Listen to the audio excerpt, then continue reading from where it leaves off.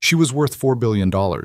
She owned half the land in West Texas, controlled 3 corporations, and had a security team that could rival a small army. But the night a broke, desperate single father showed up at her gates during the worst storm in a decade, dragging his 8-year-old daughter behind him and carrying nothing but a rusted toolbox. The most powerful woman in the state looked at him like he was the first real person she'd seen in years. What happened inside that mansion over the next 48 hours would destroy a family empire, expose a murder covered up for a decade, and prove that sometimes the people who have nothing are the only ones brave enough to save the people who have everything. If this story moves you, hit that like button right now and drop your city in the comments. I want to see just how far this story travels. Now stay with me. Every word of this matters. The truck made a sound Damien Carter had never heard before.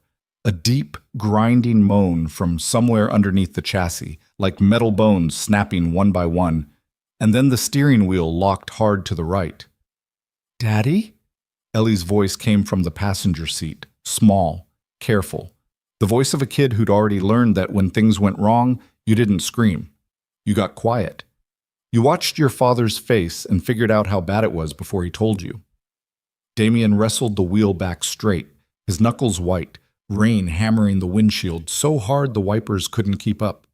The 2-lane highway had disappeared about 10 minutes ago, swallowed by water running across the asphalt in brown sheets that reflected his headlights back at him, like the road itself was trying to blind him.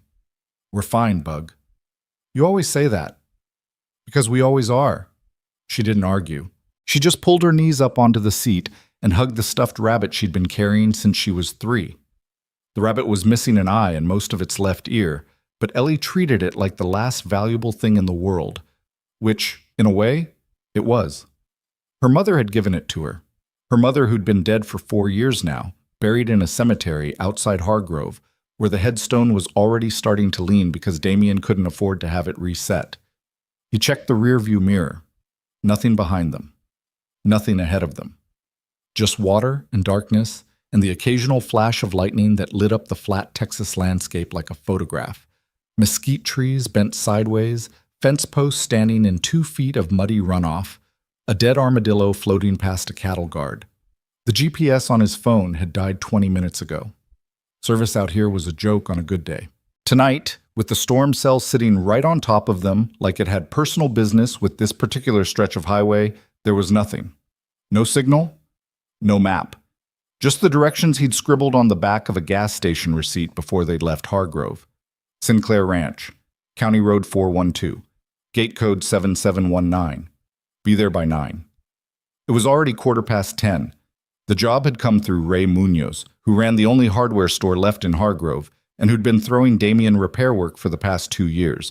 Mostly busted fences, leaking roofs, the kind of stuff nobody wanted to do themselves, but everybody needed done.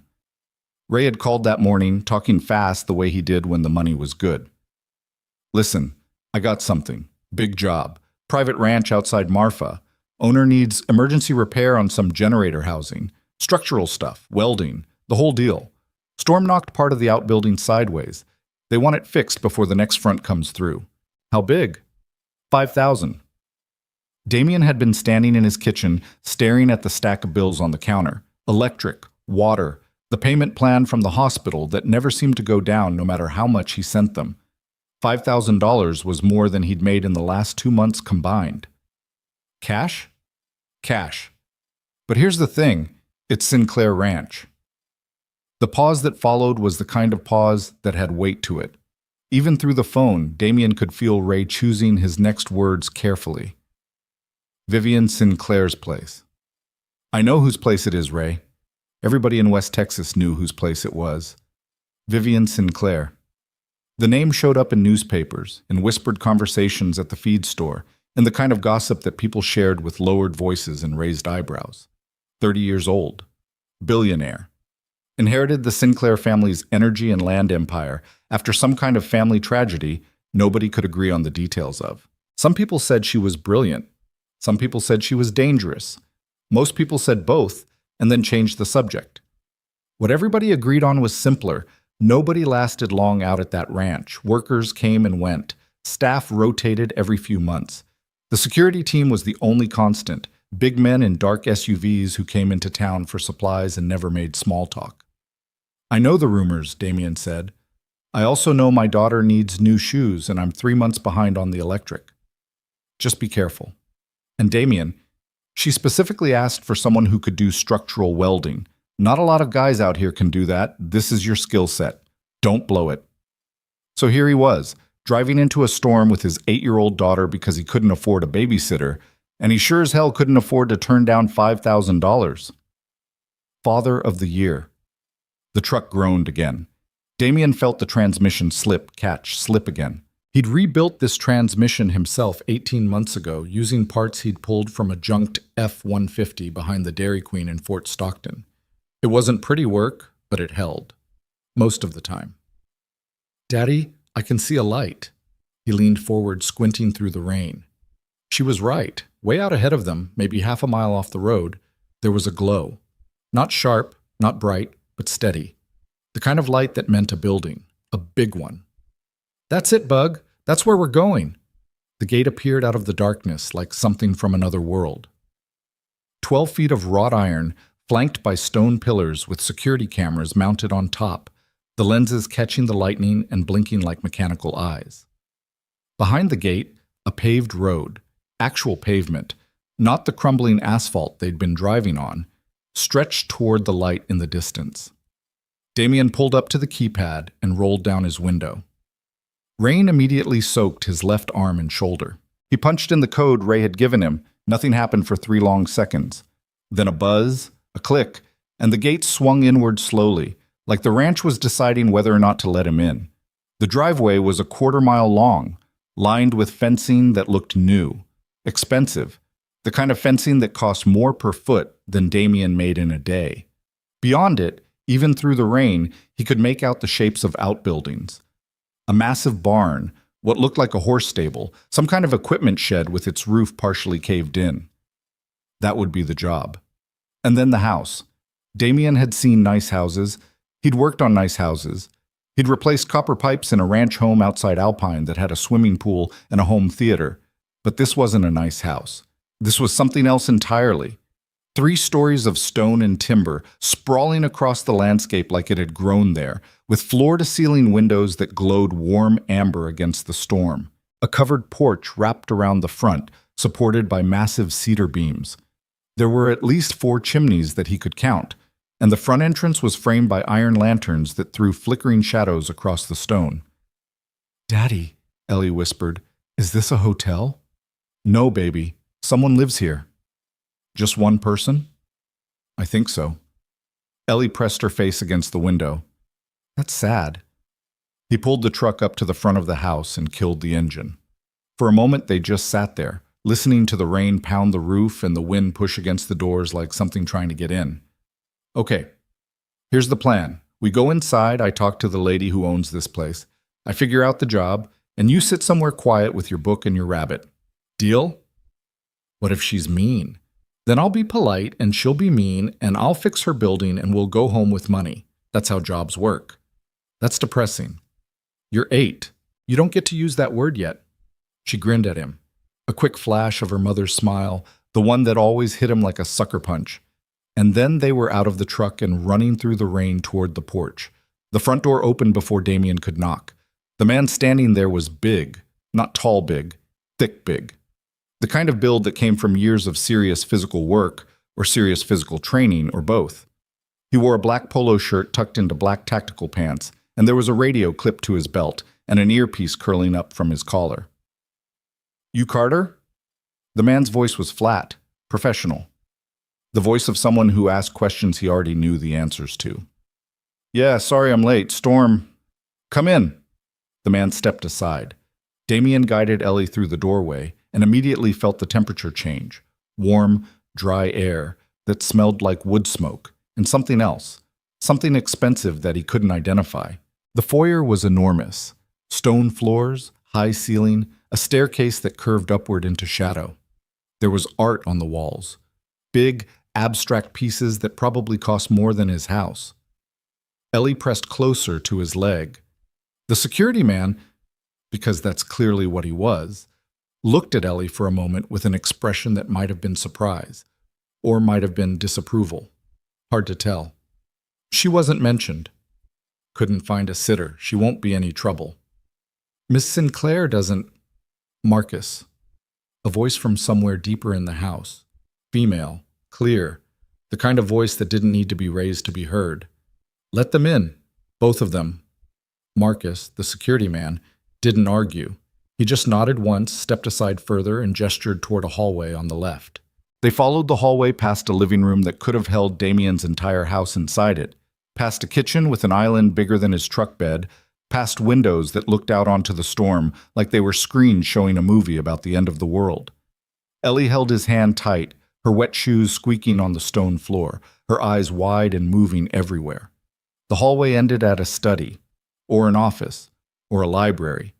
Damien wasn't sure what to call it. 3 walls of bookshelves, floor to ceiling, a fireplace with a real fire burning low, a desk that looked like it was made from a single slab of dark wood, and behind the desk, standing with her back to them, looking out a rain-streaked window at the storm, Vivian Sinclair. She turned around. Damien had seen pictures of her. Everyone had. The business magazines, the newspaper articles, the occasional society page photo from some Dallas charity event where she stood at the edge of the frame looking like she'd rather be anywhere else. But pictures didn't capture it. She was... And he registered this with the detached honesty of a man too tired to pretend otherwise. Striking. Dark hair pulled back, sharp features, eyes that were somewhere between brown and black and that looked at him the way a doctor looks at an X-ray. Clinical, thorough, already forming conclusions. She was wearing jeans and a dark sweater that looked soft and expensive, and she had no makeup on, and her feet were bare on the stone floor. That detail stuck with him, bare feet. In a house this size, this formal, she was walking around barefoot like a kid in summer. "You're late." Storm got bad on 412, lost the GPS about 20 miles out. "You should have left earlier." He felt his jaw tighten. $5,000. Think about the $5,000. "You're right, I should have. I'm here now." Her eyes moved from him to Ellie. Something changed in her face, not softened exactly, but shifted, like a door opening a crack and then closing again before you could see what was behind it. "This is your daughter." "Ellie, she'll stay out of your way." "I don't care about that." Vivian came around the desk. She moved with the kind of deliberate control that suggested she thought about every step before she took it. She crouched down, actually crouched, getting to eye level with Ellie. And her voice changed. Not warm, exactly, but less sharp. "Ellie, are you hungry?" Ellie looked up at Damien. He nodded. "Yes, ma'am." "Don't call me ma'am. I'm not old enough for that." A ghost of something that might have been amusement. "Come on, both of you. You're soaking wet, and you probably haven't eaten since you left, wherever you came from." "Hargrove." "Right, Hargrove." She said it the way people say the name of a place they've heard of, but never had reason to visit. The way you might say Uzbekistan, or the bottom of the ocean. She led them to the kitchen herself, which surprised Damien. He'd expected a housekeeper, a cook, someone, but the house seemed empty, except for them and Marcus and the storm outside. Vivian opened the refrigerator, a massive thing, stainless steel built into the wall, and started pulling out containers. "I don't cook," she said, like she was confessing something embarrassing. "My staff prepares meals and I eat them later. There's chicken, pasta, some kind of salad situation that I think involves avocado." Ellie perked up. "I love avocado." "Then we have something in common." Damien watched from the doorway as Vivian Sinclair, billionaire, corporate predator, the woman whose name people in Hargrove said the way they'd say rattlesnake, heated up chicken strips for his daughter and served them on a plate that probably cost more than his monthly grocery bill. She moved around the kitchen with an awkwardness that was almost endearing, opening the wrong drawer twice looking for forks, burning her finger on the microwave plate and swearing under her breath. She wasn't what he'd expected, which didn't mean she was something safe. While Ellie ate, Vivian took Damien to a second-floor window that overlooked the damaged outbuilding. Through the rain, he could see it. The generator housing, a concrete and steel structure about the size of a two-car garage, with one wall partially buckled and the roof peeled back on one corner. Wind took part of the roof 2 nights ago. The wall shifted. My generator system is exposed and the next storm front, this one, is pushing water into the housing. I need the wall resecured and the roof temporarily sealed before it gets worse. Damien studied the damage through the window. It was serious work. The kind of work that needed a full crew, a welder, a crane for the roof panels. Not one guy with a toolbox. That's a big job for one person. That's why I'm paying $5,000 for one night. It might not be possible to finish in one night. Then finish what you can and we'll discuss the rest. She turned from the window. There are tools in the main barn, welding equipment, structural supplies, whatever you need. My previous maintenance foreman kept it well stocked before he left. The pause before left was deliberate. Damien caught it. Why'd he leave? People leave. She said it flatly, like she was stating a law of physics. Water flows downhill, the sun comes up. People leave. Your daughter can sleep in one of the guest rooms. I'll have Marcus show her. She stays where I can check on her. Fine. The guest quarters closest to the barn then. Marcus will set it up. She started to walk away, then stopped, turned back. Mr. Carter. Damien. She looked at him for a moment. Damien, this ranch is private property. While you're here, you work on the generator housing. You don't wander. You don't go into the east wing of the house. You don't ask my security staff questions. Clear? Crystal. Good. She left. Damien stood at the window, watching the storm throw itself against the glass, and thought about the way she'd said people leave, like she was talking about herself as much as anyone else. He got Ellie settled in the guest room, which was bigger than her actual bedroom, and had sheets that felt like they'd been woven from something found only in dreams, and told her the rules. Stay in this room. Read your book. If you need me, Marcus is right down the hall and he'll come get me. I don't like Marcus. You don't have to like him. You just have to listen to him if something happens. He looks like he eats nails for breakfast. That's not a nice thing to say. It's an accurate thing to say. She was so much like her mother that it physically hurt sometimes. That quick wit, that refusal to let anything slide, that way of looking at the world with suspicious amusement. Sarah had been like that. Sarah, who'd made him laugh every single day of their marriage, who'd died in a hospital bed at 27 from a cancer they'd caught too late, because they didn't have insurance, and by the time they scraped together the money for the tests, it had already spread, and there was nothing left to do but hold her hand and watch her leave. People leave. I love you, Bug. I'll come check on you in a couple hours.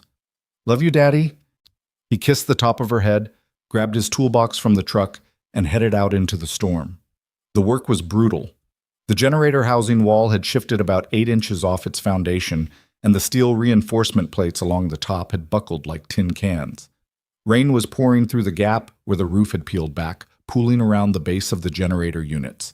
3 massive diesel machines that powered the entire ranch. If they flooded, Vivian Sinclair would be sitting in a dark mansion in the middle of nowhere, with no power, no communication, and a storm that wasn't letting up. Damien assessed the damage, set up the portable welder from the barn, and got to work. He'd been welding since he was 16. His father had taught him in the garage behind their house in Odessa. Arc welding, MIG, TIE, the whole progression. His old man had been a pipeline welder, one of the best in the Permian Basin, until his back gave out, and the drinking took over, and Damien left for the army at 18 because the alternative was watching his father dissolve 1 bottle at a time. The army had sharpened his skills. 4 years of maintaining equipment, repairing vehicles, building temporary structures in places where temporary was optimistic. He'd come home with a skill set and a plan to start his own welding business. Then he'd met Sarah. Then Ellie came. Then the cancer. Now he was welding a billionaire's generator housing in a thunderstorm for cash under the table because the welding business never happened, and the plan turned to ash somewhere between the oncology bills and the funeral costs. He worked for 3 hours straight, got the wall braced, got 2 of the buckled plates cut away and replaced with fresh steel from the barn's supply. The rain didn't let up. If anything, it got worse. By midnight, the access road leading back to the highway was underwater. He could see it from the generator housing, a brown river where the road used to be, carrying branches, debris, the occasional fence post tumbling past like it was late for something. They weren't going anywhere tonight. He was re-anchoring the third plate when his phone buzzed. No signal, but the text had somehow pushed through. From Ray. Flood warning for your area. Highway 412 closed both directions. Do not try to drive back. Stay put. Stay put at Sinclair Ranch. With his daughter asleep in a guest room and a billionaire who told him not to ask questions and a security man who looked like he'd been assembled in a factory for intimidating people. Great. He finished the plate, killed the welder, and walked back toward the main house to check on Ellie. The rain had soaked through every layer he was wearing. His boots made squelching sounds with every step. His hands were raw, his shoulders ached, and there was a burn on his right forearm where a spark had gotten under his glove. He was crossing the covered walkway between the barn and the house when he heard voices. Not conversation. Argument. The sound was coming from somewhere on the first floor, a room with windows facing the walkway. The windows were closed, but the voices were loud enough to bleed through the glass in the rain. Two voices. One was Vivian's, sharp and defensive. The other was a man's, deeper, older, the kind of voice that was used to being obeyed. Don't get to make that decision without board approval, and you know it. I don't need the board's approval to hire a repairman, Warren. This isn't about the repairman. This is about your pattern. Every time you start letting people in, you put the entire operation at risk. Your father understood that. Your sister understood that. Don't. Charlotte understood that the family, but don't say her name. The silence that followed was charged. Damien stood in the rain, knowing he should walk away, knowing he was hearing something he wasn't supposed to hear, knowing that $5,000 wasn't worth whatever was happening behind those windows. But the man's voice came back, lower now, controlled, and what it said made Damien's skin go cold. I have protected this family for 30 years. I have protected you. Everything you have, this ranch, the company, the money, exists because of decisions I made. Decisions that weren't easy. Decisions that cost things. You don't want to test what happens when you stop being grateful for that, Vivian. You really don't. Damien moved, not away from the window, toward the house, toward Ellie, his pace quickening until he was almost running. He found the guest room, eased the door open, and there she was, asleep, curled around her one-eyed rabbit, the blankets tangled around her legs the way she always slept, like she was fighting something in her dreams. He stood there for a long time, dripping on the expensive floor, watching his daughter breathe. The man's words kept replaying in his head, decisions that cost things, the way he'd said it, not like a businessman talking about losses, like a man talking about consequences he'd engineered personally. The smart thing to do was finish the job, take the money, get back to Hargrove as soon as the roads cleared, and never think about Vivian Sinclair or her uncle or this ranch again. But Damien Carter had never been especially good at doing the smart thing. He pulled a chair next to Ellie's bed, sat down in his wet clothes, and stared at the ceiling while the storm screamed outside and the biggest house he'd ever been inside settled around him like something alive, full of sounds he couldn't explain and rooms he'd been told not to enter. Somewhere down the hall, a door closed. Footsteps. Then nothing. He didn't sleep. Around 2 a.m, he went back out to work on the roof. The rain had shifted from apocalyptic to merely terrible, and he managed to get a temporary seal on the peeled-back section using heavy-gauge sheet metal and industrial rivets from the barn. It wasn't pretty, it wouldn't win any awards, but it would hold through the rest of the storm, and that was what mattered. He was cleaning up the tools when Vivian appeared in the doorway of the generator housing. She was wearing a raincoat over her sweater, her hair wet against her forehead, holding 2 cups of coffee. She looked, and this was the only word for it, small. Not physically small, though she was shorter than he'd expected, but diminished somehow, like the argument he'd overheard had taken something out of her. You're still working. Job's not done. It's 2 a.m. I know what time it is. She walked in, looked at the repaired wall, the sealed roof, ran her hand along one of the welds. This is good work. That's what you're paying for. Most people I hire do about 60% of what I'm paying for and assume I won't notice. Most people aren't 3 months behind on their electric bill. She handed him one of the coffees. He took it. Their fingers didn't touch, but they got close, and she pulled her hand back a fraction too quickly, like the almost contact had startled her. "Your daughter," she said, and then stopped. "Ellie." "Ellie. How old is she?" 8. Something moved across Vivian's face. That door again, Rutten, cracking open, showing a sliver of something raw behind it. "She's articulate for 8. She reads a lot. Her mom was a reader." "Was?" "She passed 4 years ago."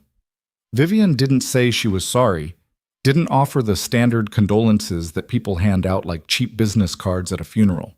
She just looked at him, and for a moment her expression wasn't clinical or controlled or sharp. It was just open, like she recognized something. "My sister was like that," she said quietly. "Charlotte. She talked like she was 30 when she was 9. Read everything she could get her hands on. Drove my parents crazy because she'd ask questions nobody wanted to answer." "How old was she when—" 12. Vivian looked away. She was 12. The rain drummed on the repaired roof. Steam rose from Damien's wet jacket in the warmth of the generator housing. Somewhere outside, something heavy, a tree branch maybe, crashed to the ground. "The man who was here earlier," Damien said carefully, "in your study." Vivian's expression closed like a vault door. "You heard that." "I wasn't trying to. I was walking past." "It doesn't matter. That was my uncle, Warren Sinclair. He's involved in the family business." "He sounded like more than that." "He is more than that." She took a sip of her coffee, and Damien noticed her hand was shaking. Not a lot, just enough. "But that's not something you need to worry about." "Probably not." "Definitely not." They stood there in the generator housing, two people with nothing in common except that they were both awake at 2 in the morning during a flood, both carrying things they didn't talk about, both drinking bad coffee that had been brewed in a kitchen worth more than most people's houses. "You should sleep," she said. "The roads won't be clear until midday at least. The guest room is yours. Both of you can stay. I'll finish the roof properly in the morning." "Fine." She turned to leave, then stopped again. She kept doing that, turning away and then turning back, like she couldn't quite commit to ending a conversation. "Damien." "Yeah?" "The things my uncle said, whatever you heard, it would be better if you forgot it." "Already forgot it." "No, you didn't." "No," he agreed. "I didn't." She looked at him for a long time. The fire from the portable heater threw shadows across her face, making her look younger, older, both at once. Then she pulled her raincoat tighter, turned around for real this time, and walked out into the storm. Damien finished his coffee. It was burned and too strong and slightly bitter, and it was the best cup of coffee he'd had in months. He went back to the guest room. Ellie was still asleep. He peeled off his wet clothes, hung them over the back of a chair that was probably an antique, wrapped himself in a towel that felt like it was made from clouds, and lay down on the bed next to his daughter. The sheets were absurdly soft. The mattress was absurdly comfortable. The whole room smelled like cedar and something clean and expensive. Ellie rolled over in her sleep and pressed her face against his shoulder. Her breath was warm and steady. Damien stared at the ceiling. He thought about the man's voice. Warren, Vivian's uncle, and the way he'd said decisions that cost things. He thought about the way Vivian had said her sister's name, like the word itself was a wound she kept reopening. He thought about the security cameras on the gate, the empty rooms, the way Marcus had looked at Ellie like she was an anomaly, something that didn't belong in the program. He thought about $5,000 and whether it was enough to justify staying in a place that felt, beneath all the luxury and the firelight and the soft sheets, like a very beautiful cage. Outside, the storm kept going. The water kept rising. And somewhere in the mansion, in one of those rooms Damien had been told not to enter, a woman who owned everything sat alone in the dark, barefoot on cold stone, holding a cup of coffee. She'd almost let a stranger see her hands shake around. The morning would come. The roads would clear. There would be decisions to make. But not yet. Not tonight. Tonight, there was only the rain and the breathing of his daughter beside him and the unshakable feeling, settling into his bones like cold water, that coming to this ranch was either the best or the worst decision he'd ever made, and he wouldn't know which one until it was far too late to turn back. Damien woke to silence. Not quiet. Silence. The complete unnatural absence of sound that only happens when something that's been screaming for hours suddenly stops. The storm had broken. He could feel it before he opened his eyes, the way the air pressure in the room had shifted, the way the windows weren't rattling anymore, the way the house itself seemed to be exhaling. Ellie was gone. He sat up fast, heart slamming, the sheets tangling around his legs. The bed next to him was empty, the pillow still dented from her head, the one-eyed rabbit lying on its side like it had been set down carefully. Her shoes were missing, her jacket was missing. Ellie? He was on his feet, pulling on yesterday's jeans, still damp, stiff with dried mud, and moving toward the door before his brain fully caught up with his body. The hallway was empty. Morning light came through the windows at the far end, pale and gray, and the floors were cold under his bare feet. He heard her laugh. It came from downstairs. Not a polite laugh, not a nervous laugh, but the real one. The belly laugh she saved for things that genuinely surprised her. The one that sounded so much like Sarah's that it stopped him mid-step on the staircase. He followed the sound to the kitchen. Ellie was sitting on a stool at the massive island, her feet dangling a foot off the ground, eating scrambled eggs with a fork that was too big for her hand. Across from her, leaning against the counter with a mug of coffee and an expression Damien had never seen on her face before, something close to bewilderment, like she'd woken up in someone else's life, was Vivian Sinclair. And then, Ellie was saying, waving the fork for emphasis, he tried to fix the toilet himself because he said plumbers charged too much, and the whole bathroom flooded. Like actually flooded. There was water coming out under the door and everything. And Mr. Hernandez from next door came over and just stood there looking at it and said, "Damien, this is why YouTube isn't a trade school." Vivian made a sound, not quite a laugh, more like the beginning of one that she caught before it fully escaped. "Your father does his own plumbing?" "My father does everything himself, that's the problem." Damien leaned against the doorframe. "Good morning to you too." Ellie spun around on the stool, not even slightly embarrassed. "Daddy, Vivian made eggs. Well, she tried to make eggs. She burned the first batch, and the second batch was kind of gray, but the third batch is actually really good." Vivian set her mug down with careful precision. "I told you I don't cook." "You weren't kidding." "I rarely kid." Damien looked at the kitchen. There were 3 pans in the sink, a carton of eggs on the counter, with shells scattered around it like shrapnel, and a dish towel draped over what appeared to be a smoke detector that had been removed from the ceiling. "Did you disable the smoke alarm?" "I made a tactical decision," Ellie giggled. Vivian's mouth twitched. Damien crossed to the island, picked up a piece of toast from Ellie's plate, and took a bite. It was cold and slightly burnt on one side. He ate it anyway. "Road still closed?" Vivian nodded. Marcus checked at dawn. Water's receding, but the low crossing on 412 is still under about 3 feet. County says maybe this afternoon, maybe tomorrow. Tomorrow. Maybe. Damien chewed the burnt toast and thought about the electric bill, the gas he'd used driving out here. The fact that his truck's transmission had been making sounds that no transmission should make. One more day. Possibly 2. Stuck at a ranch where he'd been told not to wander, not to ask questions, and not to go into the East Wing. "I can finish the roof this morning," he said. "Permanent seal, not the patch I threw on last night." "Good. We'll discuss additional compensation for the extra time." "You don't have to. I'm not offering charity. I'm paying for labor. There's a difference, and I'd appreciate it if you understood that." The sharpness was back. Not directed at him exactly, more like a reflex, the way a dog that's been kicked too many times snaps at hands that are trying to help it. "Understood." Ellie looked between them with the expression she wore when she was assembling information. Eyes narrowed slightly, head tilted, processing. She was too smart for 8. Way too smart. The kind of smart that meant she saw things adults wished she didn't. "Can I explore the house?" she asked.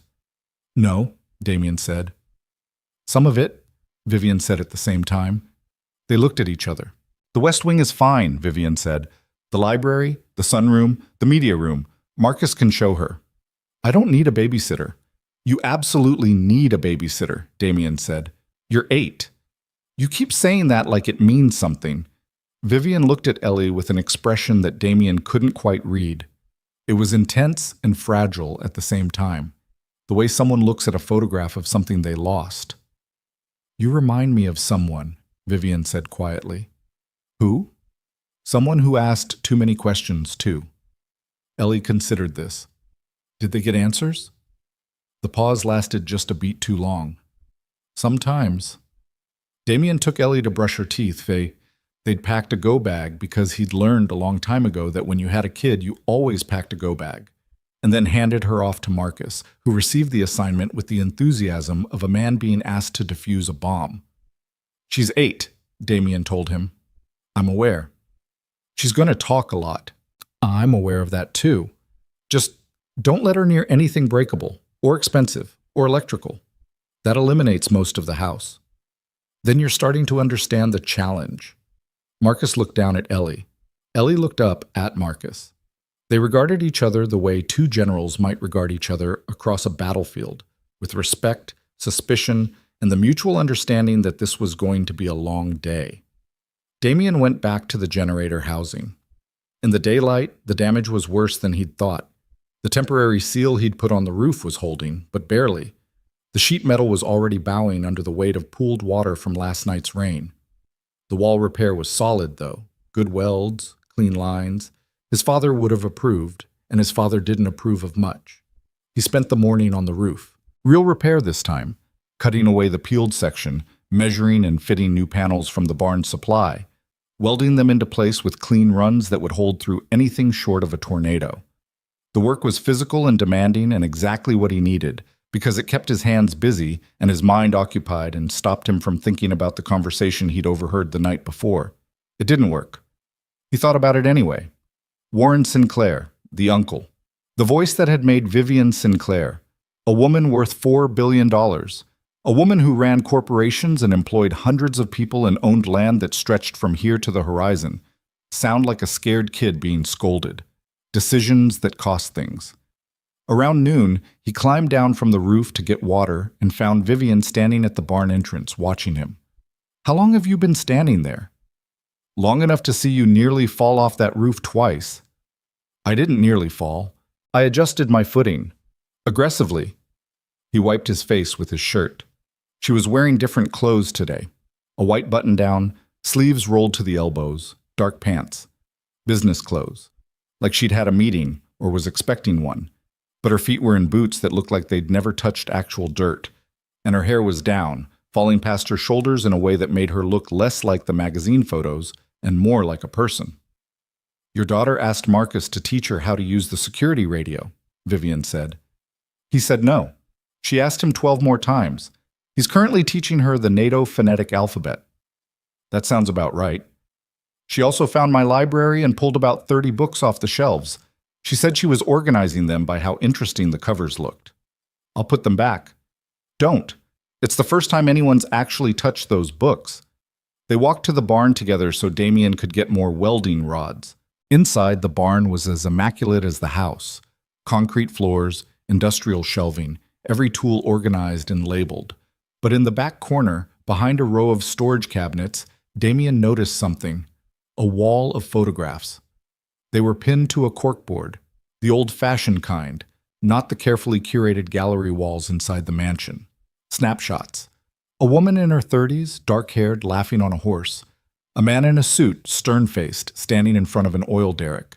And in the center, 2 girls, one about 12, one about 17, sitting on a fence rail with their arms around each other, squinting into the sun. The older one was clearly Vivian. The younger one had the same dark hair, the same sharp features, but softer. Her smile was wide and unguarded in a way that Vivian's never seemed to be. Charlotte. Vivian saw him looking and went very still. That was the summer before, she said. We were on the south fence. My father took that picture. He was terrible with cameras. He always cut off everyone's heads, but that one came out right. She looks like you. She looked like my mother. Vivian reached out and touched the edge of the photograph very lightly, like it might crumble. She was the good one. I was the one who studied business and learned to argue and made my father proud in the ways that mattered to him. Charlotte was the one who actually cared about people. She volunteered at the county animal shelter when she was 10. She made friendship bracelets for the ranch workers' kids. She wrote letters. What happened to her? Vivian's hand dropped from the photograph. She died. You said that last night. Because that's the answer. That's not an answer. That's a fact. They're not the same thing. She looked at him with an expression that was half anger and half something else. Surprise, maybe. Like she wasn't used to people pushing back. Like the people in her life either agreed with her or feared her. And neither response had prepared her for someone who just didn't. She drowned, Vivian said. In the stock tank on the east side of the property. She was 12. It was ruled accidental. She went swimming alone, hit her head, went under. That's the official version. And the unofficial version? Doesn't exist. Officially. The barn was quiet. Outside, Damien could hear the distant sound of water still draining through the property. The flood receding, but not gone, leaving behind mud and debris and the smell of wet earth. You don't believe it was an accident, he said. I didn't say that. You didn't have to. Vivian turned away from the photographs. When she spoke again, her voice had that controlled flatness, the one she used like armor. Charlotte was the best swimmer in the county. She'd been swimming in that stock tank since she was 6. She could hold her breath for nearly 3 minutes. My father timed her once. She made it 2 minutes and 47 seconds and came up laughing while the rest of us were panicking. She paused. The coroner said she hit her head on the concrete edge. There was a wound. The wound was real, but Charlotte knew that tank better than anyone alive. She knew where every edge was, every shallow spot, every place where the concrete was cracked. The idea that she just forgot or slipped or made a mistake she'd never made in 6 years of swimming there every single day, I never accepted it. But I was 17 and nobody asks a 17-year-old what she thinks about a coroner's report. Who was there that day? My uncle, Warren. The name came out hard, like something she was spitting out. He was managing the ranch while my parents were in Houston for a board meeting. He was the one who found her. He was the one who called it in. He was the one who stood in our living room that night and told my parents it was an accident and that it was nobody's fault and that we needed to focus on the family, on keeping things together, on not letting grief destroy what our family had built. And your parents believed him? My father believed him because he wanted to. Because the alternative was something he couldn't survive. And my mother stopped believing in anything after that. She died 3 years later. Heart failure, they said, but hearts don't fail for no reason. Hers failed because she lost Charlotte and she couldn't carry it. The welder in Damien's hand felt very heavy suddenly. He set it down on the workbench. Vivian, I know what you're going to say. I don't think you do. You're going to say I should go to the police or hire an investigator or confront Warren or do something brave and decisive that makes sense in a movie. But you don't understand how this works. Warren controls 40% of Sinclair Holdings through a trust my father set up before he died. He sits on the board. He has relationships with every banker, every lawyer, every judge in this part of the state. He has things, documentation, records, things he's collected over the years that he uses to make sure people do what he wants them to do. Blackmail. He'd call it risk management. Her voice was bitter. I tried to push back once, about 8 years ago. I hired an attorney, a good one, from Austin. We started looking into Charlotte's death, into the trust structure, into Warren's management of company assets during the years when my father was declining. You know what happened? Tell me. The attorney's office burned down. Not completely, just enough. The files we'd been building, the copies of the coroner's report, the financial records I'd pulled from the company server. All of it. The fire marshal said it was electrical. Faulty wiring in an old building could have happened to anyone. But it didn't happen to anyone. No. It happened to the one person who was helping me ask questions Warren didn't want asked. And after that, the attorney dropped the case. He was polite about it. He said he'd reassess the viability of the claims and didn't feel he could effectively represent my interests moving forward. Very professional, very clean, and when I looked at him across his new temporary desk in his borrowed office, he wouldn't meet my eyes. Damien leaned against the workbench. He was a welder from a dying town. He fixed things: fences, roofs, generators, trucks. He was good at understanding how pieces fit together, how structures held or failed, where the weak points were. And what Vivian was describing had the architecture of something he recognized from his time in the army. Not a building, not a machine, but a system. A system designed to contain, to control, to make sure certain doors stayed closed. "Why are you telling me this?" he asked. "You told me last night to forget what I heard. Now you're standing in a barn giving me the whole story. What changed?" Vivian was quiet for a long time. When she finally answered, her voice was different, stripped of the armor, the sharpness, the careful control. "Your daughter crawled into my kitchen at 6 this morning. She was carrying that ridiculous one-eyed rabbit, and she walked right up to me and said, 'Are you lonely? Because you seem lonely. It's okay if you are. My dad's lonely too. He just won't admit it because he thinks it makes him weak.'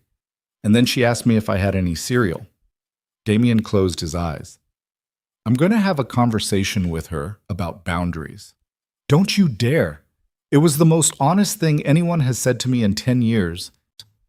The sun came through the barn door, catching dust motes in the air, making them glow like sparks. In the distance, Damien could hear Ellie's voice. She was outside somewhere with Marcus, and she was saying something about Alpha, Bravo, Charlie, in a voice that suggested she was taking the NATO alphabet very seriously. "I'm telling you because I don't have anyone to tell," Vivian said. "I have employees, I have security, I have a board of directors, and a team of lawyers, and a financial advisor who sends me quarterly reports I already understand better than he does. But I don't have anyone who just sits and listens without calculating what they can get from the conversation. You don't know me." "No, but your daughter does, and she trusts you, and she's the best judge of character I've met since Charlotte." That hit him somewhere in the chest. Not hard. Quiet. The kind of impact that doesn't bruise but settles deep and stays. They walked back toward the house together. The ranch was transformed in the daylight. What had been a dark, storm-battered landscape was now a sprawling property, stretching to the hills, with pastures, fence lines, outbuildings, and the kind of sky that West Texas does better than anywhere else. Enormous, cloudless, so blue it almost hurt. But Damien noticed other things too. The security cameras weren't just at the gate, they were everywhere. On the barn, on the stable, on every outbuilding, mounted on poles along the fence line, aimed inward as much as outward, as if the system was designed to watch the property's occupant as much as protect her. "How many cameras?" he asked. 47. Warren insisted on the system after I hired the attorney. He said it was for my protection. "And you think?" "I think surveillance and protection aren't the same thing." "No, they're not." Inside the house, they found Ellie in the library, which was a room the size of a small restaurant, with shelves reaching up 2 stories and a rolling ladder attached to a brass rail. She had arranged approximately 40 books in a semicircle on the floor around herself, and was sitting cross-legged in the center like a queen holding court. "I'm sorting," she announced. "I can see that," Damien said. "This pile is books with good covers and good titles. This pile is books with good covers but boring titles. This pile is books with boring covers but interesting titles. And this pile," she pointed to a single book set apart from the rest, "is a book about tax law that I think someone left here by accident because no human being would read this on purpose." Vivian picked up the tax law book. "This is mine, actually." "I'm sorry." "Don't be. It's the most boring book ever written. I read it twice." "Why?" "Because it saved me about $40 million. Ellie looked at the book with new respect. "Can I keep it?" "When you're older." Damien watched them together. There was something happening that he hadn't anticipated, a connection forming that had nothing to do with him and everything to do with the two of them, with whatever frequency they were both tuned to. Ellie, who had grown up without a mother and had learned to navigate the world with a combination of fierce intelligence and emotional radar that sometimes scared him. And Vivian, who had lost a sister and had spent 14 years building walls so high and thick that she'd forgotten what it felt like to have someone on the other side. In the afternoon, Vivian showed Ellie the horses. Damien hadn't known there were horses. There were 6 of them. 3 paints, 2 quarter horses, and 1 massive black mare that Ellie fell in love with instantly and completely. "What's her name?" Ellie asked, reaching through the fence, while Damien's hand hovered near her shoulder, ready to pull her back. "Nightfall," Vivian said. "She was Charlotte's. She was a foal when Charlotte was 11. They grew up together. She's beautiful. She's also mean. She's bitten 3 of my stable hands and kicked a fence post in half last month. She doesn't let anyone ride her. Maybe she's sad." Vivian looked at Ellie. "Maybe she is. Animals get sad when they lose their person. My teacher told us that. She said dogs sometimes wait at the door for years after their owner dies. Maybe Nightfall is waiting. For Charlotte? For anyone who feels like Charlotte." The late afternoon light turned the pasture gold. Vivian stood at the fence with her arms resting on the top rail, watching Nightfall watch Ellie. And Damien saw something he hadn't seen since they'd arrived. Vivian's shoulders drop. Not a lot, just an inch. The kind of small physical release that happens when someone stops bracing for impact, even for a moment. They ate dinner in the kitchen again. Vivian didn't attempt to cook this time. She pulled containers from the fridge, meals her staff had prepared before the storm, and heated them without incident. It was roast chicken, roasted vegetables, some kind of grain salad. Simple food, but good.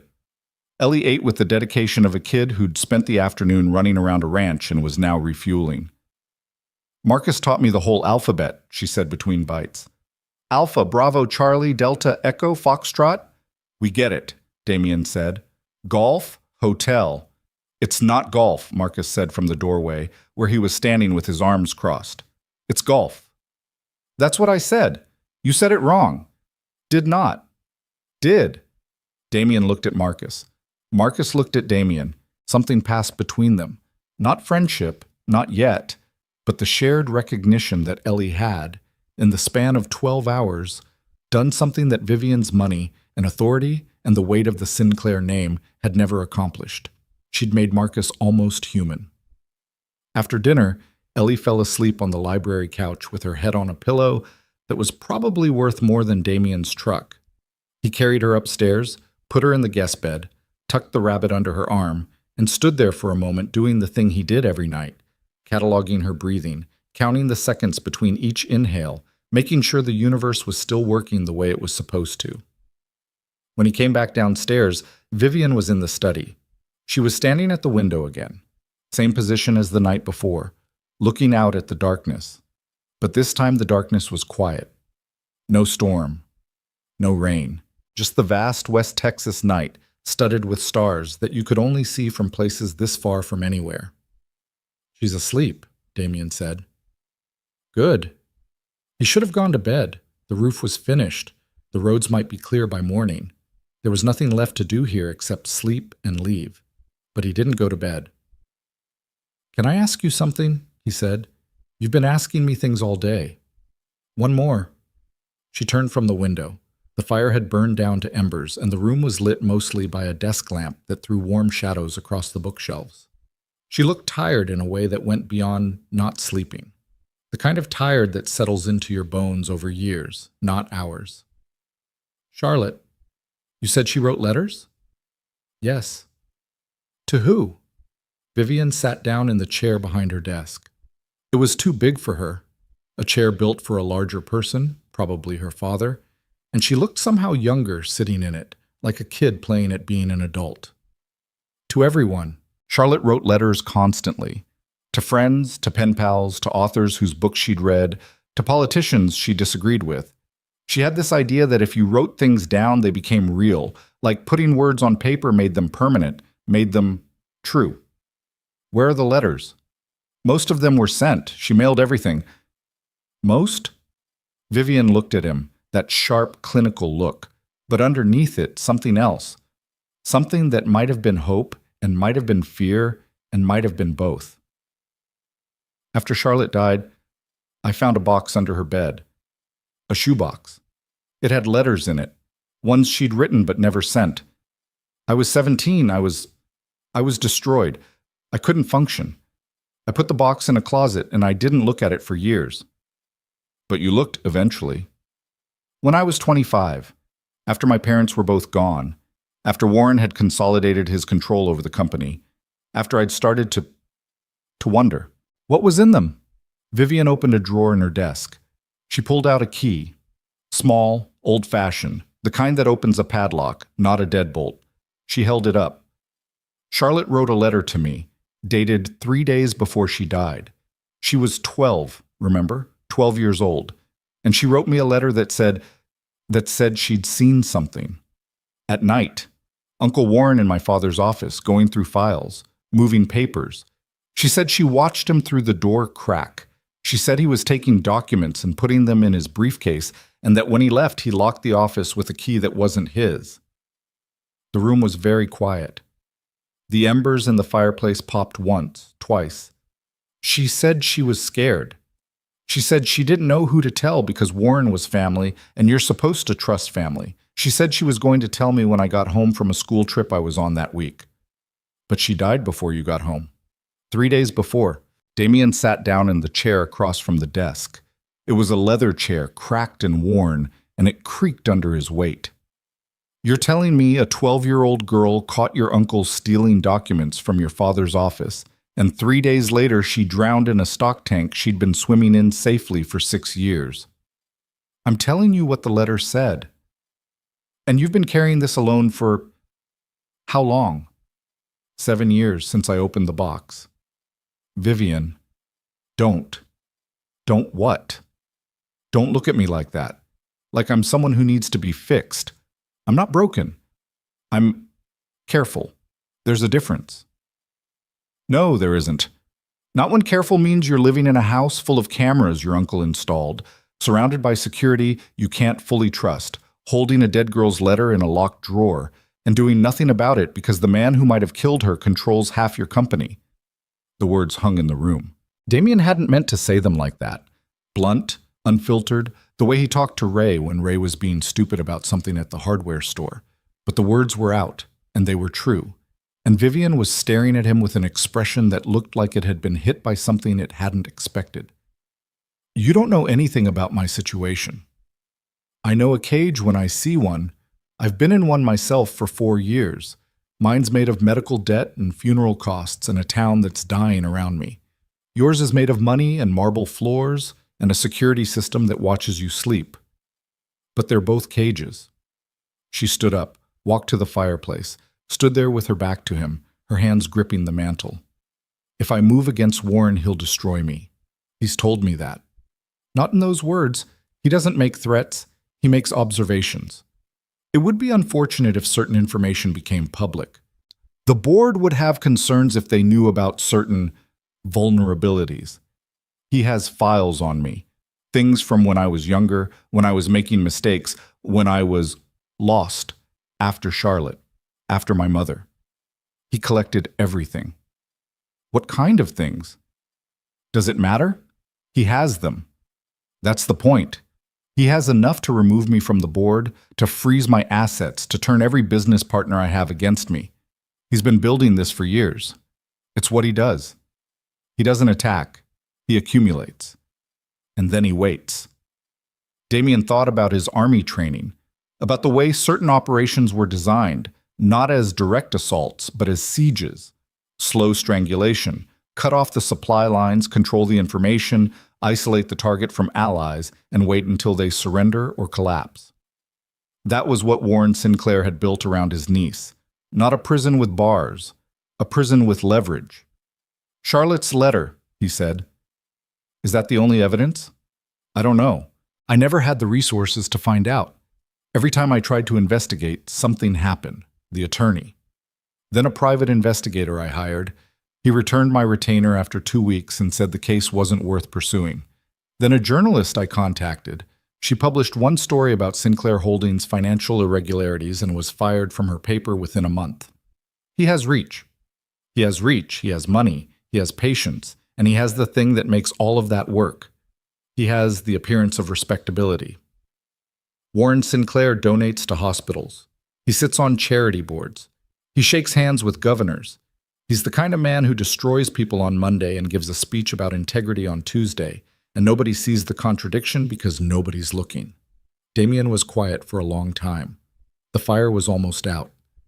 Through the window, the stars burned in the vast black sky. "You asked me earlier why I was telling you all this," Vivian said, still facing the fireplace. "The real answer isn't because your daughter was honest with me. That's part of it. But the real answer is that I'm tired, Damien. I'm so tired of carrying this alone that I would tell a stranger in a barn if he was the only person who stood still long enough to listen. And that's pathetic. I know it's pathetic. I'm a grown woman worth more money than I can spend in 5 lifetimes, and I'm standing in my dead father's study telling a man I met 12 hours ago about a murder I can't prove and a family I can't escape. It's not pathetic. What would you call it?" He thought about it. Thought about the nights after Sarah died when he'd sat in his truck in the driveway after Ellie was asleep and talked to no one. Just talked. To the dashboard. To the windshield. To the dark. Because the words had to go somewhere, and there was nobody to receive them, and silence was heavier than sound. "I'd call it surviving," he said, "and there's nothing pathetic about it. The pathetic thing would be not talking at all. Keeping it in until it eats you from the inside. That's what happened to my wife. Not the cancer, but before the cancer. She kept her pain quiet because she thought she was protecting me. By the time she finally told me something was wrong, it was already too late for a lot of things." Vivian turned around. Her eyes were wet. Not crying. She wasn't the kind of person who cried easily, he could tell. But the tears were there, sitting right on the edge, held back by the same force of will that held back everything else. "I don't know what to do," she said. "Yeah," Damien said. "That's usually where the good decisions start." They stayed up talking until almost 3 in the morning. Not about Warren, not about Charlotte, not about the company or the cameras or the leverage. About other things. Smaller things. The kind of things you share when you're too exhausted to perform and too invested to stop. Vivian talked about college, Stanford, full ride, because the Sinclairs didn't do anything halfway, and how she'd spent 4 years studying business while secretly wanting to study veterinary science. She talked about the first time she'd fired someone, how she'd gone to the bathroom afterward and thrown up. She talked about the way the ranch looked in October, when the mesquite turned gold and the sky went from blue to purple in the evenings, and the coyotes sang in the hills, and she could almost forget that everything she owned was built on something rotten. Damien talked about Sarah, about how they'd met at a welding supply store in Odessa.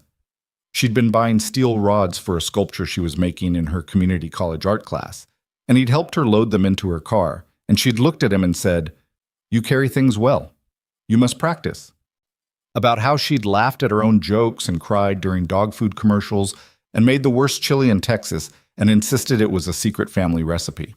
About how Ellie had her laugh and her stubbornness and her ability to walk into a room and make it feel like the room had been waiting for her. They didn't touch. They didn't move closer. They sat in their respective chairs in the dying firelight and talked like people who'd been carrying weight alone for too long and had finally found someone willing to stand close enough to see how heavy it was. Around 3:15, Vivian's eyes closed mid-sentence. She caught herself, opened them, shook her head. "Go to bed," Damien said. "I don't sleep well in this house." "Try." She stood, walked to the door, stopped, turned back. She kept doing that. The half-exit, the return, and he was starting to understand it wasn't indecision. It was the behavior of someone who'd been alone so long that leaving a conversation felt like losing something. "Tomorrow," she said, "when the road's clear, you're going to leave." That was the plan. "And you're going to take your daughter and your toolbox and your dying truck and go back to Hargrove and pretend this didn't happen." That was also the plan. She looked at him, tired, raw. The $4 billion woman standing barefoot in a doorway, stripped of everything except the truth. "What if I asked you to stay?" The question filled the room. Damien felt it land in his chest, heavy, warm, terrifying. "For how long?" "I don't know. Long enough to... I don't know." "That's not a plan, Vivian." "I know. And I have a kid. I have a life, such as it is." "I know that too." He looked at her. She looked at him. The fire was dead now, just ash and the faint glow of the last ember. "Let me think about it," he said. "Fair." She left. For real this time. No half-turn, no return. Just the sound of her footsteps on the stone floor, moving down the hallway, growing softer, and then a door closing somewhere deep in the house. Damien sat in the leather chair for a long time. He could hear the ranch settling around him, the tick of cooling pipes, the distant sound of the new generator humming behind its repaired walls, the creak of old timber adjusting to the absence of wind. He pulled out his phone. No signal still.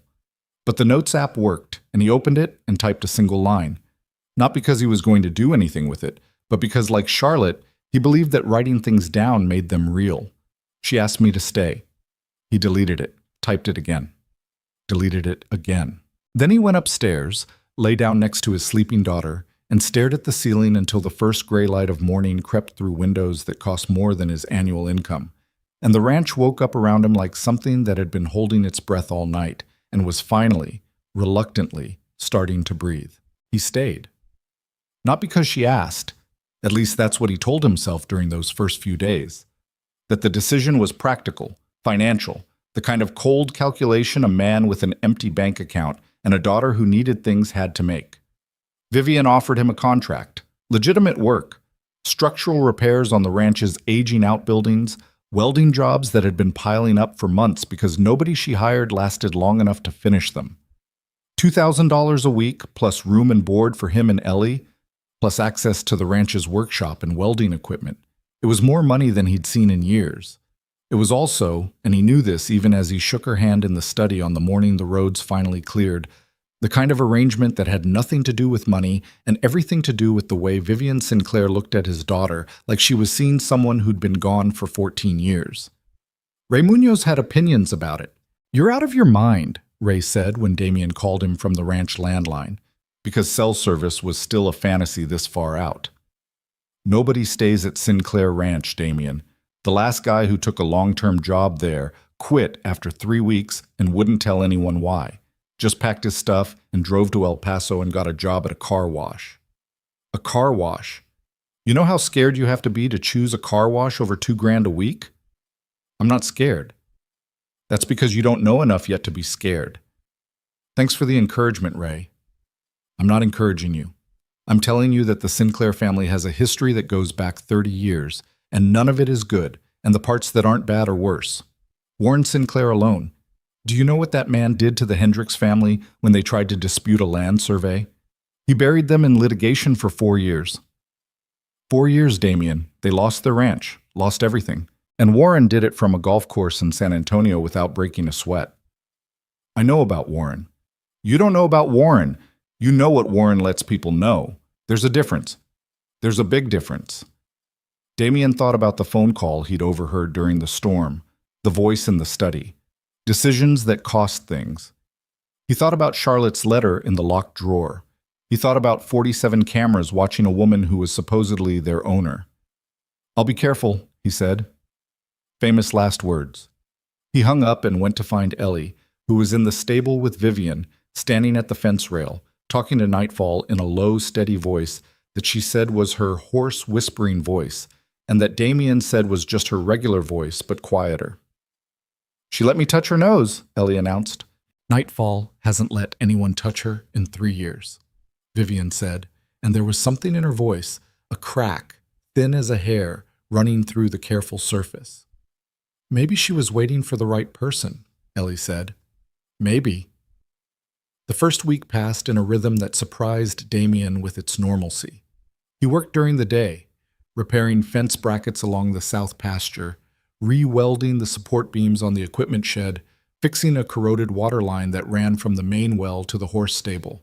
The ranch was massive, over 9,000 acres, and years of deferred maintenance had left it scarred, rusted joints, crumbling foundations, gates that hung crooked on bent hinges.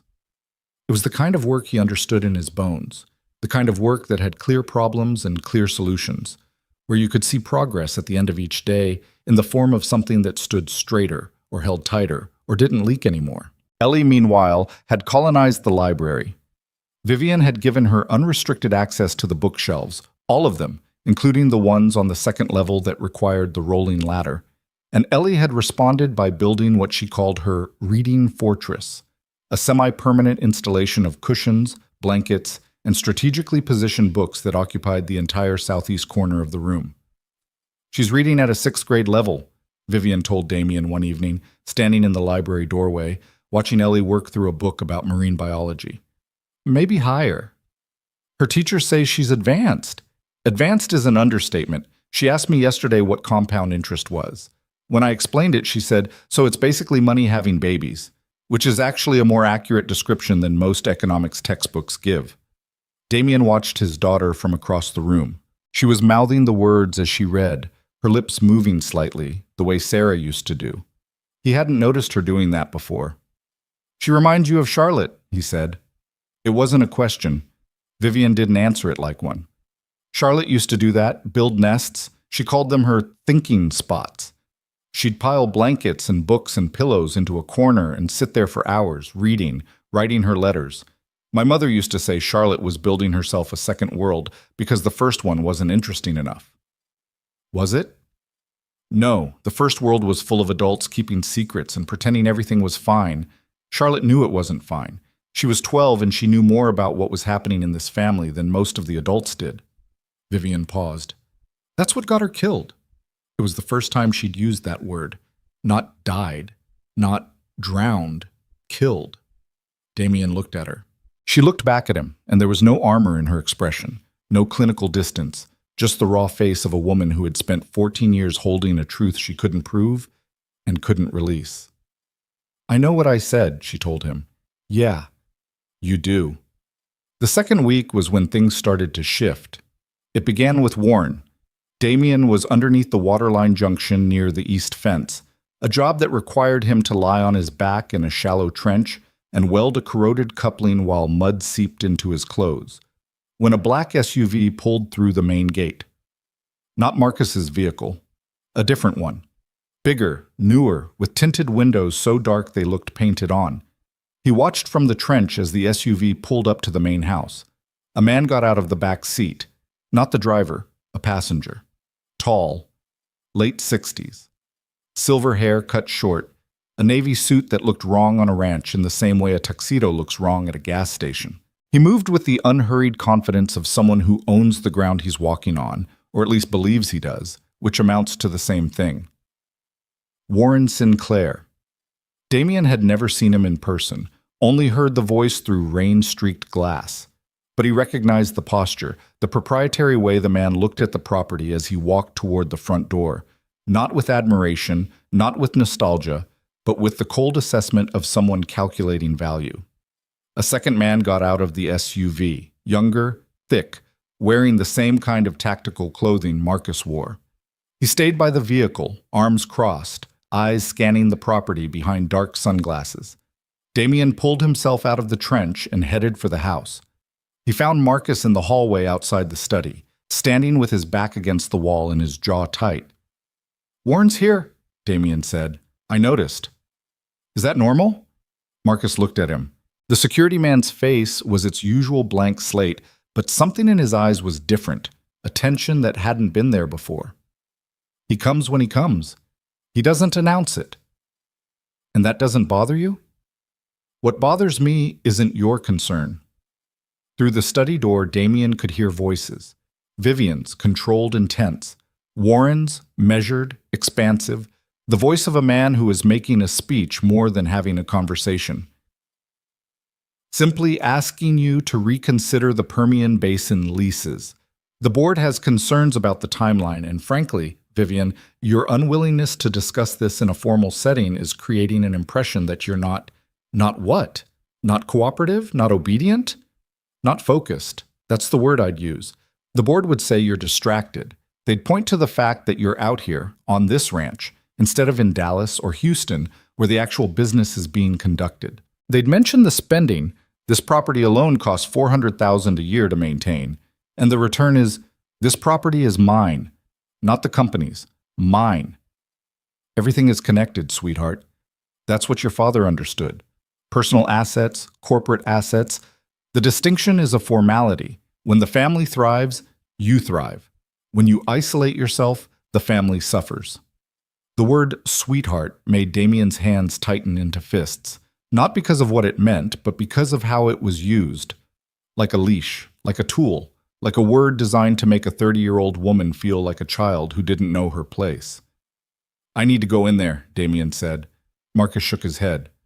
No. I know what he's doing, and she can handle it. She's been handling it for years. That doesn't mean she should have to. Marcus studied him for a long moment. Something shifted in the security man's expression, the first real emotion Damien had seen there. Not warmth, exactly. Recognition. The look of someone who's been waiting for another person to see what they've been seeing alone. You care about her, Marcus said. I care about people who are being cornered. Same thing, in this case. The study door opened. Warren Sinclair stepped out.